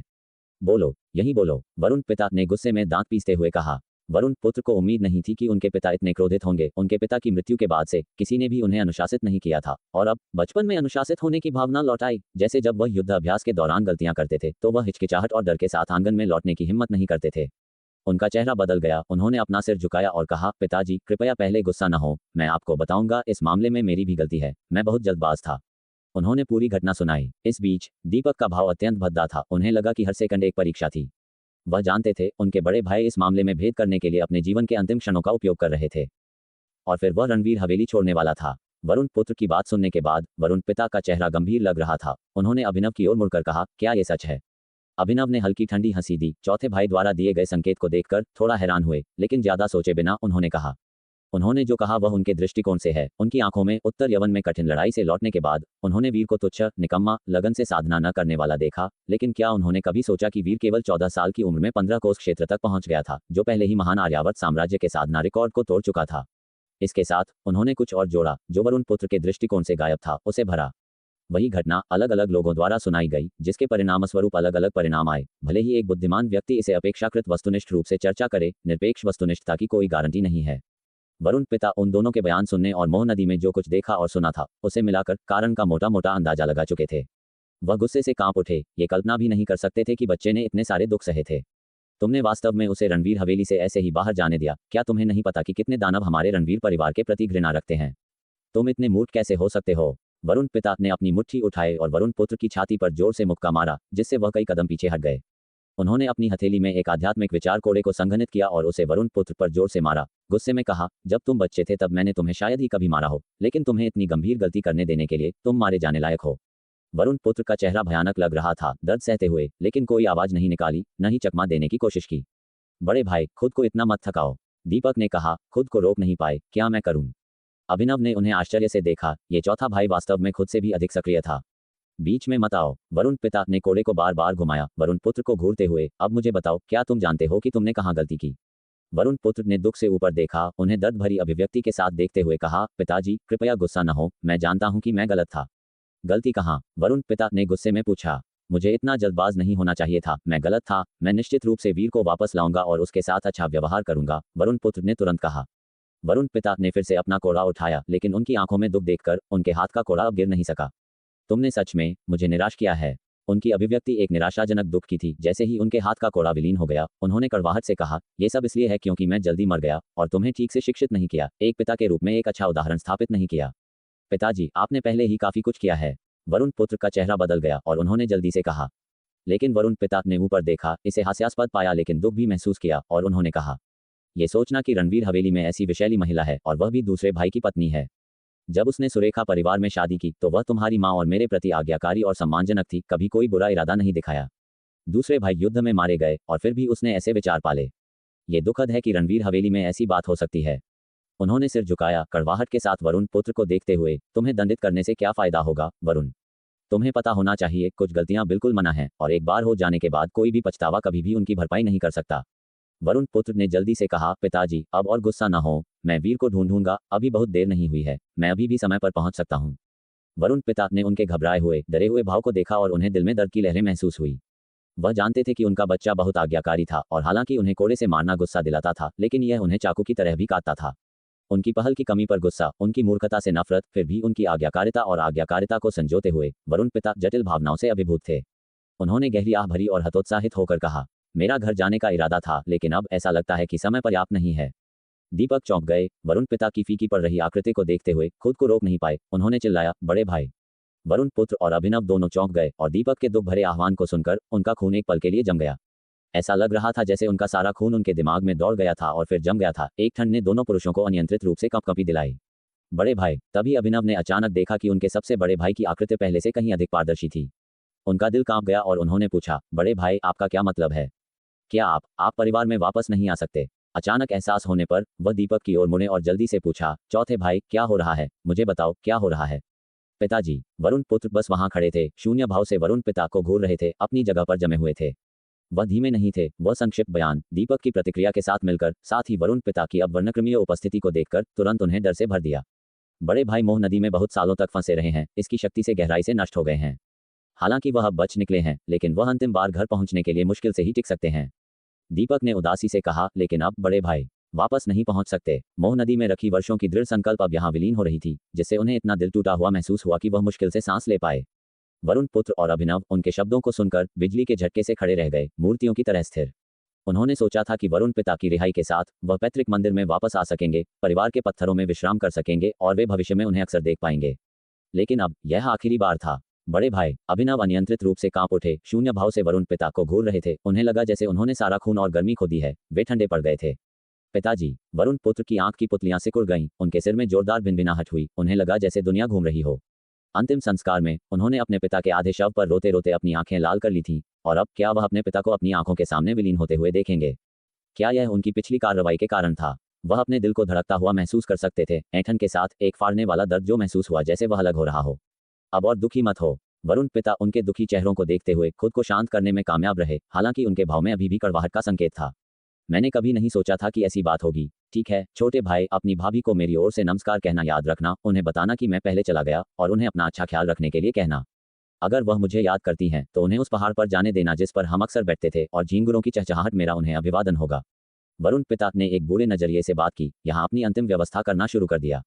उनके शब्दों ने अभिनव को अनियंत्रित दुख से कांपने पर मजबूर कर दिया। वह एक शब्द भी नहीं बोल पा रहे थे। पिताजी, ये सब मेरी गलती है, मैंने आपको गुस्सा दिलाया, ये सब मेरी गलती है, मेरी गलती। वरुण पुत्र अचानक उनके सामने घुटनों के बल गिर पड़े और अचानक अपना हाथ उठाकर उन्होंने अपनी ही गाल पर जोर से थप्पड़ मारा। वह खुद को थप्पड़ मारते रहे, अपनी हथेली पर अपनी अग्निशक्ति का उपयोग करते हुए। वास्तव में उनके गाल से खून बहने लगा। कई तेज थप्पड़ों के बाद उन्होंने फिर वरुण पिता को देखा, उनकी आंखें आंसुओं से भरी थीं। मुझे बताओ, आपको वापस लाने के लिए मुझे क्या करना होगा? उनकी हालत देखकर वरुण पिता आहें भरने से खुद को रोक नहीं पाए और कहा, तुम्हें मुझे नहीं बल्कि अपने बेटे को वापस लाना है। और तुम्हें दुखी नहीं होना चाहिए, मेरी वर्तमान शक्ति के साथ मैं अभी भी घर पहुंचने तक टिक सकता हूं, बस अब इसकी कोई जरूरत नहीं है। गहरी सांस लेते हुए उन्होंने कहा, मैंने अपनी शक्ति वीर को देने की योजना बनाई थी, लेकिन उसने मना कर दिया। अब मैं ये शक्ति तुम्हें दूंगा। तुरंत जाओ और वीर को वापस लाओ, किसी भी कीमत पर, चाहे कुछ भी हो जाए, तुम्हें उसे वापस लाना होगा। अगर उसे कुछ होता है तो मैं मरने के बाद भी कभी शांति से नहीं रहूंगा। उनकी हथेली वरुण पुत्र के शरीर पर पड़ी। उनकी आंखें अत्यंत गंभीर हो गईं जब उन्होंने घूरा, क्या तुम्हें यह समझ में आया? वरुण पुत्र ध्यान में आ गए। उनकी आंखें लाल थीं जब उन्होंने कहा, मैं आपकी शक्ति नहीं ले सकता, आपको घर जाकर देखना चाहिए, माँ भी आपको याद करती हैं। माँ के लाडले बनना बंद करो। वरुण पिता ने एक बड़े हाथ के इशारे से उन्हें बीच में रोक दिया और कहा, अपने नियम भूल जाओ। उस समय जब तुमने राजेश्वरी के लिए पूरे परिवार की अवहेलना की थी, यहाँ तक कि सैन्य नियम और परिवार संहिता को भी तोड़ दिया था। अब वीर के लिए, तुम्हारे अपने हाड़ मांस के लिए, तुम्हें एक पिता की वास्तविक जिम्मेदारी लेनी चाहिए। पहले तुम पुत्र हो, फिर पति, उसके बाद पिता और सबसे अंत में तुम प्रजा हो, सेनापति हो और समाज के सदस्य। वरुण पुत्र खिल गया अपने पिता वरुण पिता के गंभीर और ईमानदार चेहरे को देखकर उसे लगा कि शायद उसने सच में गलती की है। उसके पिता की बातें कभी गलत नहीं होती थी। उसका हृदय दुख से भर गया। उसने कहा, पिताजी, आपके पुत्र को सब समझ आ गया। कृपया और कुछ न बोलें, मुझे आपकी शक्ति नहीं चाहिए। बस एक बार घर लौट चलें, मैं आपसे विनती करता हूँ। अगर तुम वीर को वापस ला सको तो हमारा रणवीर वंश निश्चित रूप से चमकेगा और महान आर्यावर्त साम्राज्य अपने स्वर्णिम युग में वापस आ जाएगा, एक ऐसा युग जिसका मैं साक्षी रहा हूँ। वरुण पिता की आंखों में एक हल्की सुनहरी चमक और यादें कौंध गईं, जैसे वह उस दूरस्थ गौरवशाली दृश्य को देख सकता था। अगर तुम सच में घर को देखना चाहते हो तो जाओ और वीर को ढूंढो, भले ही तुम्हें उससे माफी मांगनी पड़े। एक पिता होने के नाते भी अगर तुम गलत थे तो तुम्हें झुकना चाहिए। वो तुम्हारा बच्चा है, डरने की क्या बात है। वरुण पुत्र का दिल दुख से भरा था। उसने बार बार सिर हिलाया। आपके पुत्र ने सब दिल में उतार लिया है। पिताजी, कृपया और न बोलें, बस एक बार लौट चलें। वरुण पिता ने अपना हाथ उठाकर अपने आंसू पोंछे, हल्का सा मुस्कुराए और फिर बोले, तुम्हें भी ठीक से जीना है मेरे बच्चे। उस क्षण वह सिर्फ एक दादा नहीं बल्कि एक पिता भी थे। जैसे ही वह बोले, उनके शरीर की चमक अचानक तेज हो गई, एक भयंकर श्वेत प्रकाश की तरह, जिसने वरुण पुत्र को अपनी लपेट में ले लिया। पिताजी, वरुण पुत्र घबराकर चिल्लाया। लेकिन वरुण पिता की आकृति पहले ही श्वेत प्रकाश में गायब हो चुकी थी, अब दिखाई नहीं दे रही थी। अभिनव और दीपक एक साथ चिल्लाते हुए आगे आए, लेकिन शून्य में केवल वरुण पिता की आवाज गूंज रही थी। छोटे भाई, चौथे भाई, अब परिवार तुम्हारे हाथों में है। अगले जन्म में फिर से भाई बनेंगे। हे, शायद मेरा कोई अगला जन्म न हो, लेकिन तुम्हें अच्छे से जीना है, मेरे लिए जीना है। वरुण, अपना मन खोलो, मेरी शक्ति को व्यर्थ मत करो। वरुण पुत्र का दिल टूट गया था, लेकिन वह केवल अपने दांत पीसकर अपना मन खोल सका। एक विशाल शक्ति अंदर प्रविष्ट हुई, उसके पूरे शरीर को निगल गई। तुम्हें वीर को वापस लाना होगा, अन्यथा मैं अशांत मरूंगा। वरुण पिता की आवाज अंततः वरुण पुत्र के कानों से दूर फीकी पड़ गई। वह महान और शक्तिशाली बल अचानक फैल गया, आकाश छूते हुए एक सुनहरे प्रकाश के स्तंभ में बदल गया, जिसने वरुण पुत्र को अपने अंदर घेर लिया। वह प्रकाश स्तंभ देर तक टिका रहा, कुछ देर बाद धीरे धीरे सिकुड़ा और अंत में सुनहरे प्रकाश की एक ऊर्ध्वाधर रेखा में बदल गया, जो पूरी तरह से विलीन हो गया। बड़े भाई, दीपक दुख और क्रोध में दहाड़ा। उसकी आवाज एक घायल जंगली जानवर की तरह थी, कर्कश और आकाश तथा पृथ्वी में गूंजती हुई। अभिनव चिल्लाना चाहता था, लेकिन कोई आवाज नहीं निकाल सका। उसे लगा जैसे उसका गला जकड़ गया हो। वह बस शून्य में घूर रहा था। उसकी झुर्रीदार आंखें आंसुओं से नम थीं। आकाश और पृथ्वी के बीच केवल हवा की गर्जना अशांति में उड़ रही थी, लगातार फड़फड़ाती हुई। कुछ देर बाद वरुण पुत्र का शरीर थोड़ा कांप उठा और वह उस विरासत से जाग गया। उसने तुरंत चारों ओर देखा, लेकिन वरुण पिता की आकृति नहीं दिखी। उसने दर्द से अपनी छाती जकड़ ली। ये दर्द बिल्कुल वैसा ही था जैसा उत्तर यवन में था, जब उसकी पत्नी राजेश्वरी उसे छोड़कर चली गई थी। ठीक वैसे ही जैसे अंतिम संस्कार में अन्य भाइयों को एक सामूहिक कब्र में दफन होते हुए देखा था। दर्द इतना तीव्र था कि सांस लेना मुश्किल हो गया। उसने दुख में आवाज लगाई, लेकिन कोई जवाब नहीं मिला। वह हाथ जिसने धीरे से उसके कंधे पर थपकी दी थी, अब पूरी तरह से जा चुका था। पिताजी, वरुण गलत था, बाहर आ जाओ, बाहर आकर मुझे मारो। वरुण पुत्र दुख में चिल्लाया, लेकिन चारों ओर खाली सन्नाटा था, बदले में कोई गूंज नहीं थी। हालांकि दीपक वरुण पुत्र के शब्दों से भड़क उठा और अचानक उसकी तरफ देखा, फिर अचानक दौड़कर आया और सीधा उसकी छाती पर लात मारी। एक धड़ाम की आवाज के साथ भयंकर शक्ति बाहर निकली, वरुण पुत्र के शरीर को सीधे एक दूर की पर्वत चोटी में जा मारा। इससे पहले कि वरुण पुत्र धूल से बाहर निकल पाता, दीपक भयंकर रूप से झपटा, उसके चेहरे पर एक मुक्का मारा, उसके सिर को टूट फूटे पत्थरों में जोर से मार दिया। ये सब तुम्हारी गलती है, सब तुम्हारी गलती। तुमने वीर के साथ ऐसा क्यों किया? तुमने बड़े भाई को यहाँ मरने क्यों दिया? क्यों? वह पागल की तरह अपने मुक्के चला रहा था, हर मुक्का मांस पर लग रहा था। वरुण पुत्र के गालों, मुंह और नाक पर वार कर रहा था। उसके मुक्के खून से सने थे।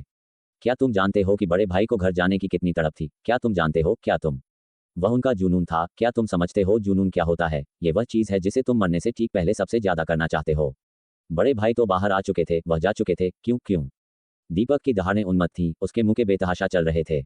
वरुण पुत्र को तब तक मारा गया जब तक वह लहूलुहान नहीं हो गया और उसकी अविनाशी लोक देह, इंडिस्ट्रक्टेबल ट्रेजर बॉडी, दरक गई, जिससे भारी मात्रा में खून बहने लगा। उसने पलटवार करने का इरादा किया था, लेकिन दीपक की क्रोधित दहाड़ें सुनकर वे शब्द चाकू की तरह उसके दिल में उतर गए और उसने एक पल के लिए विरोध करना छोड़ दिया, दूसरे के मुक्कों और पैरों को उड़ने दिया। पत्थर ढह गए और जमीन धंस गई। दीपक ने वरुण पुत्र को दसियों मीटर गहरे गड्ढे में पीट दिया। जमीन पूरे रास्ते चटक गई। बस, चौथे भाई। अचानक अभिनव की आकृति प्रकट हुई। उसने दीपक की बेतहाशा घूमती हुई बांह को पकड़ा। एक पागल की तरह अस्त व्यस्त बालों वाला दीपक ने अपना सिर ऊपर उठाया। उसके चेहरे पर आंसू बह रहे थे क्योंकि उसने कर्कश स्वर में दूसरे से कहा, दूसरे भाई, बड़े भाई की आत्मा बिखर गई है। उनके पास पुनर्जन्म का मौका भी नहीं है। उसकी आवाज क्रोध की नहीं थी, बल्कि एक पूर्ण निराशा और हृदय विदारक विलाप की थी। अभिनव का शरीर थोड़ा कांप उठा, लेकिन वह बस वहीं खड़ा रहा, खामोश। दीपक ने अपनी बांह से संघर्ष किया, लेकिन खुद को छुड़ा नहीं सका। उसने अपने दूसरे भाई की ओर देखा और उन आंखों के नीचे अत्यंत दुख देखा। उसका दिल हिल गया और वह थोड़ा होश में आया।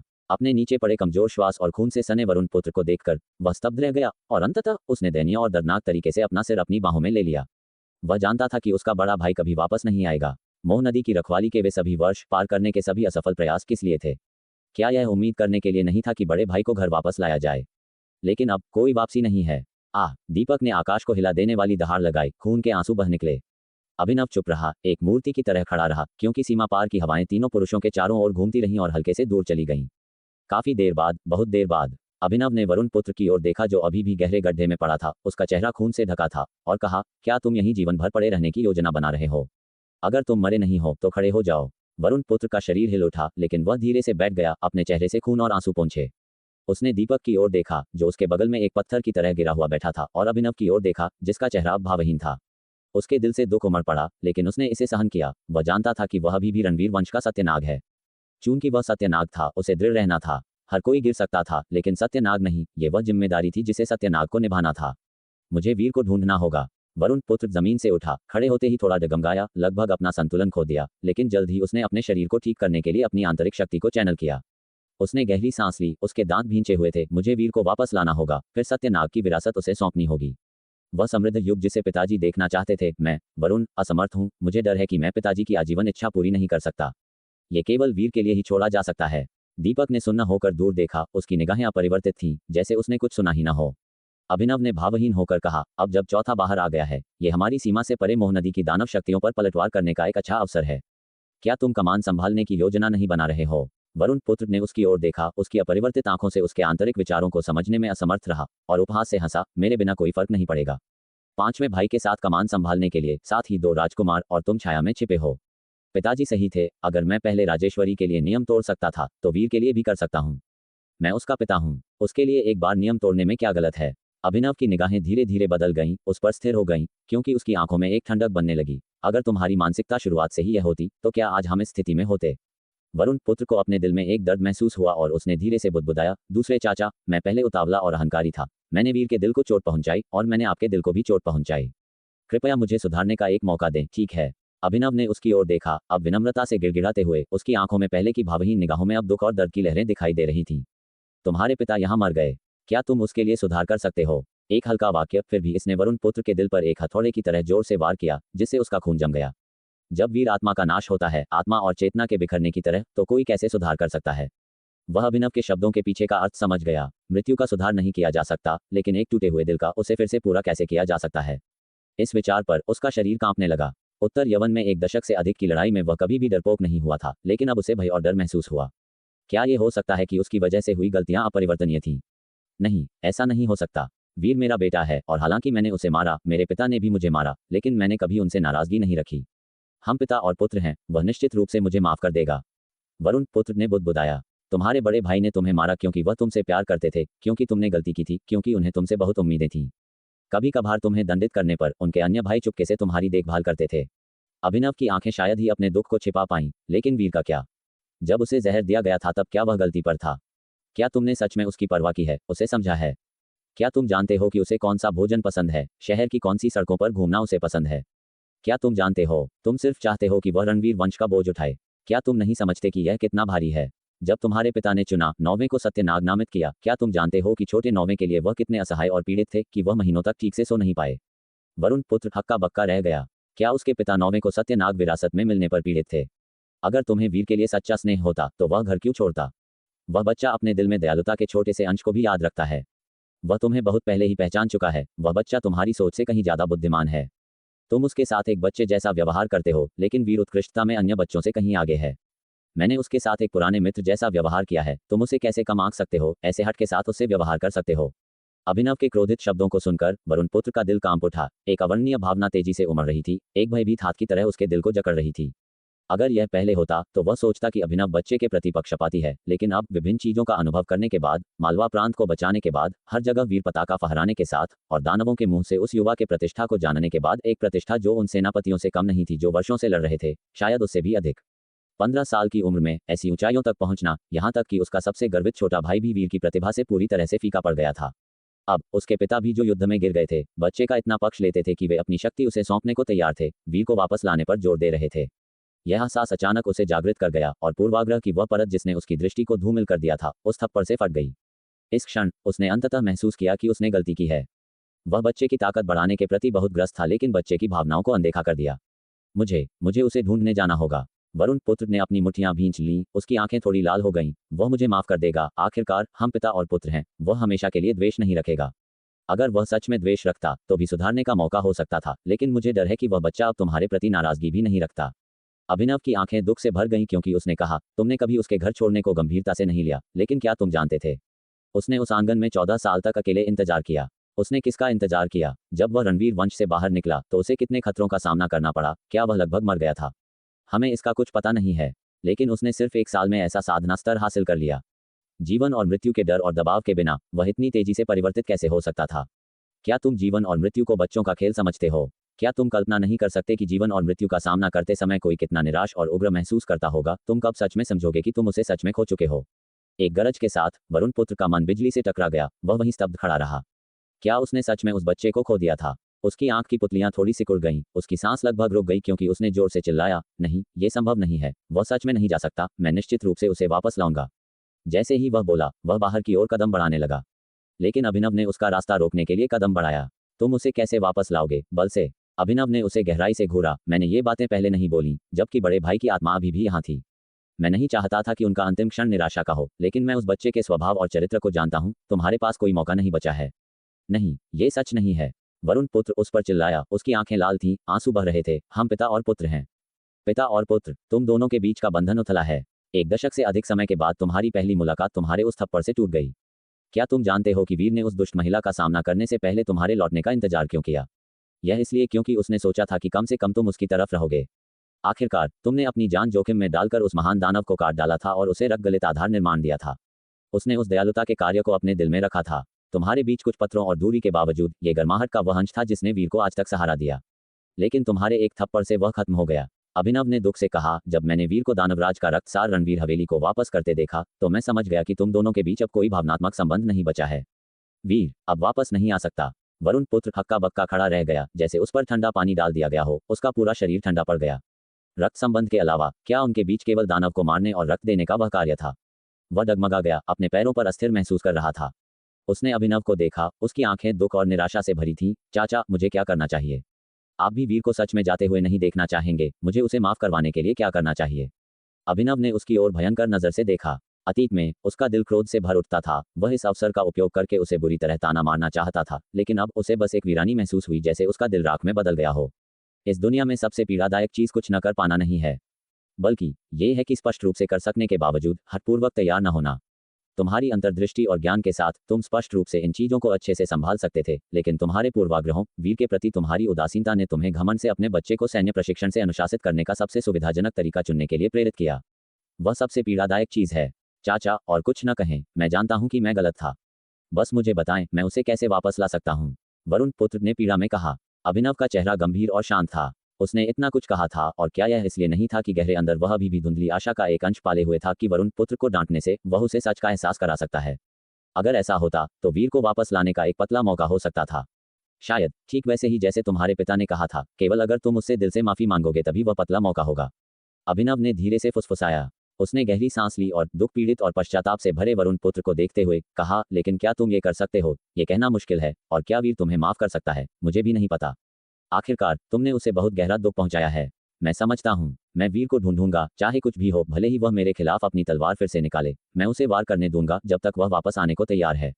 वरुण पुत्र ने भयंकर रूप से घोषणा की। उसमें ऐसी दृढ़ता देखकर अभिनव क्षण भर के लिए गहरी चुप्पी में डूब गया। उसके दिल में केवल एक नाजुक आशा थी, लेकिन वह पश्चाताप से ढकी हुई थी। अगर यह एहसास पहले आ गया होता तो क्या ऐसा दिन होता? उसका बड़ा भाई घर वापस आकर एक आखिरी झलक देख पाता। उसका दिल वीरान महसूस हुआ और उसमें अब बोलने की इच्छा नहीं रही। वरुण पुत्र ने उसकी ओर देखा और फिर अपने बगल में भावहीन चौथे चाचा दीपक को देखा। दुख से भरा हुआ उसने अपने पिता के अंतिम शब्दों के बारे में सोचा। वह अपने पिता को आंखें बंद किए बिना मरने नहीं दे सकता था। पिताजी, मैं निश्चित रूप से वीर को वापस लाऊंगा और उसे हमारे कुलदेवता के स्थान पर आपसे मिलने दूंगा। वरुण पुत्र उस स्थान का सामना करते हुए जहां वरुण पिता आखिरी बार गायब हुए थे, जमीन पर घुटने टेके और भारी धमाकों के साथ 3 बार साष्टांग प्रणाम किया। फिर अपनी आंखों के कोनों से आंसू पोंछते हुए वह खड़ा हुआ और अभिनव और दीपक से कहा, चाचा, चौथे चाचा, मैं हमारी सीमा से परे मोह नदी का मामला आप पर छोड़ता हूँ।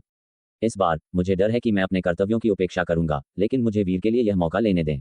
जैसे ही वह बोला, दोनों को अनुत्तरित देखकर उसके दिल में एक ठंडक महसूस हुई, ये जानते हुए कि वे अभी भी अपने पिता की मृत्यु में डूबे हुए थे और उससे भी गहरे निराश थे।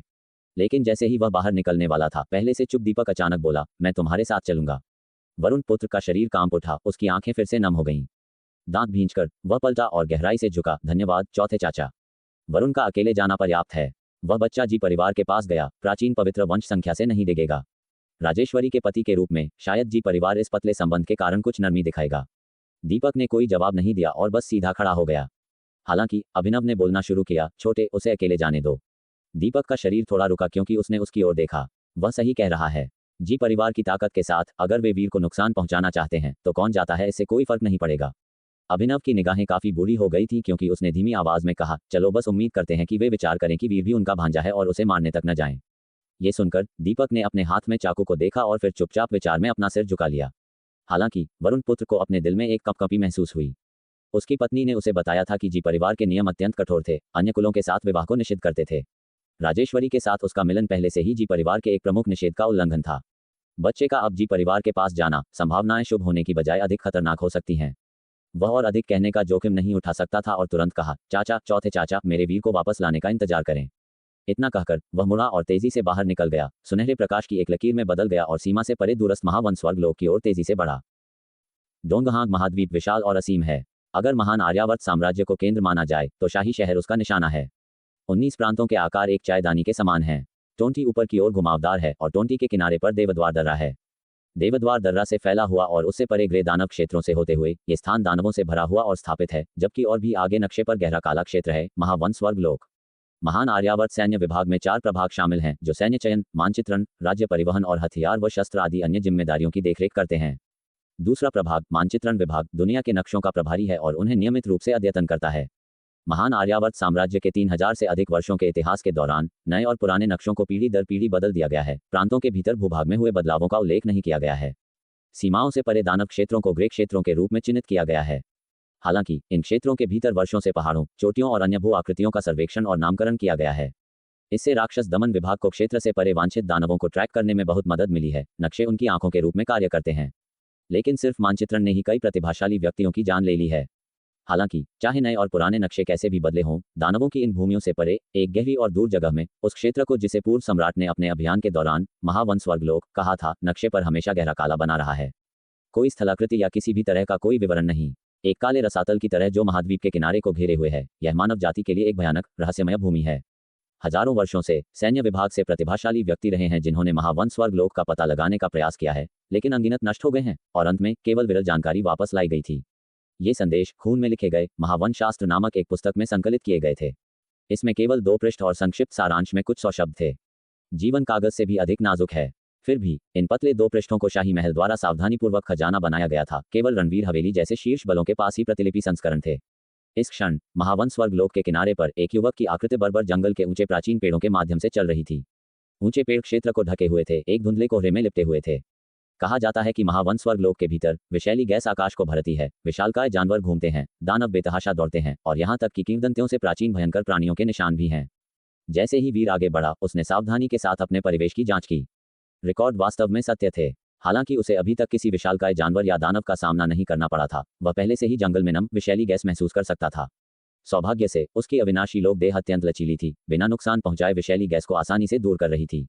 फिर भी अगर ये त्रय अमर लोक से कोई होता तो भी अगर उन्हें लंबे समय तक यहाँ रहना होता तो उनके शरीर को नुकसान होता।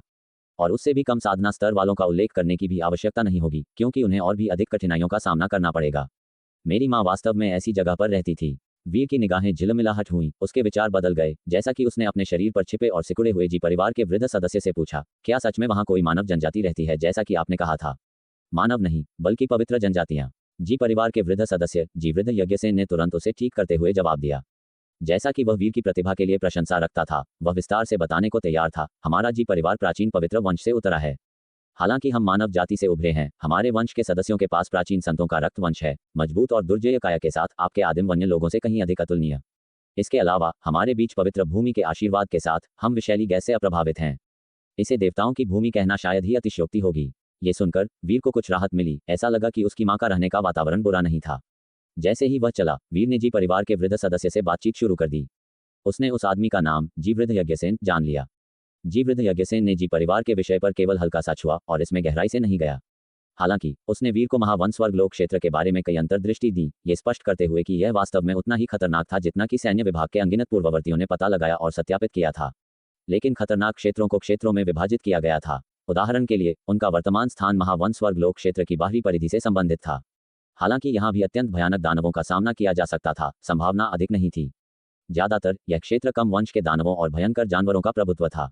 हालांकि यहाँ आकाश और पृथ्वी से प्रचुर ऊर्जा के साथ यहाँ तक कि कम वंश के दानव भी दानव राजा बनने की आशा कर सकते थे। यही कारण है कि महान आर्यावर्त साम्राज्य के रिकॉर्ड में चेतावनियां की चतुर्स्तंभ लोक के बिना वालों को आसानी से महावंश स्वर्ग लोक में कदम नहीं रखना चाहिए को काफी विश्वसनीय माना जाता था। ऊंचे प्राचीन पेड़ों के बीच वीर जीवृद्ध यज्ञसेन के मार्गदर्शन का पालन करते हुए जल्दी से अपना रास्ता बना रहा था। वह पेड़ों के बीच तेजी से चला, प्रत्येक का व्यास दसियों मीटर था, जहां हर शाखा इतनी चौड़ी थी कि कई लोगों को आराम से लेटने के लिए आवाज दे सके। अपनी यात्रा के बीच में अचानक एक छाया उसकी ओर झपटी। सार के एक मार्ग से खींचा गया हमला अचूक था और उसने एक अपरिहार्य सनसनी महसूस की। वीर थोड़ा हक्का बक्का अचानक और तेजी से अपने अभी अभी स्थिर हुए पैर को फिर से हिलाया, बिना किसी निशान के गायब हो गया और एक तेज आवाज के साथ सार के खिंचाव से बच गया। इससे पहले कि खींचने वाला सार फिर से जुड़ पाता, वीर हमले के बिंदु पर प्रकट हुआ, बिजली की तरह तेज, और देखा कि यह एक महिला थी जो एक पेड़ के शीर्ष पर मोटी पत्तियों के पीछे छिपी हुई थी, जो एक गुप्त हमला कर रही थी। महिला आधा मानव आधा दानव थी, उसके निचले अंग एक भयंकर कीट के रूप से मिलते जुलते थे। वीर को देखकर, जो अचानक उसके सामने प्रकट हुआ था, महिला हैरान रह गई। स्पष्ट रूप से यह उम्मीद नहीं थी कि यह युवक, एक सामान्य उपस्थिति के साथ लेकिन स्पष्ट रूप से मानव जाति का, ऐसे उल्लेखनीय कौशल रखता होगा। उसकी आंख की पुतलियां अचानक सिकुड़ गईं, लेकिन उसने अत्यंत तेजी से प्रतिक्रिया की, हरी विष की एक धार थूक दी। धमाका! वीर ने एक मुक्का मारा, झटके की भयंकर शक्ति ने विष को तितर-बितर कर दिया और दानव महिला के नाजुक सफेद चेहरे को चूर्ण कर दिया। दर्द में चीखते हुए नीचे एक बाह्य कंकाल जैसी हड्डी संरचना का खुलासा किया। एक प्राचीन पवित्र संत। दानव महिला पीछे हट गई, वीर को घूरते हुए हैरान थी। इतनी कम उम्र में ऐसी भयानक विस्फोटक शक्ति रखना, क्या वह सच में महावंश स्वर्ग लोक के किनारे पर एक प्राचीन पवित्र संत से टकरा गई थी? अपने भाग्य को अंदर ही अंदर कोसते हुए उसने अपने चेहरे के दर्द की परवाह नहीं की और भागने के लिए मुड़ गई। वीर ने अविश्वसनीय गति के साथ प्रतिक्रिया की। जैसे ही सहस्र पर्वत उड़ान पक्षी मानचित्र उसकी निशानहीन गति क्षमता के साथ मिलकर सक्रिय हुआ, वह लगभग तुरंत उसके पीछे से उससे जा मिला। दानव महिला की चकित निगाहों के नीचे उसने एक मुक्का मारा जिसने उसके सिर को फोड़ दिया। तो दोस्तों, ये था आज का सफर जीएस नोवेल वर्ल्ड के साथ, जहां हर कहानी में होता है ट्विस्ट और थोड़ी सी मस्ती। अगर आपको मज़ा आया हो तो लाइक, शेयर और सब्सक्राइब करना ना भूलें। मिलते हैं अगले एपिसोड में। तब तक बने रहिए जीएस नोवेल वर्ल्ड के अद्भुत दुनिया के साथ।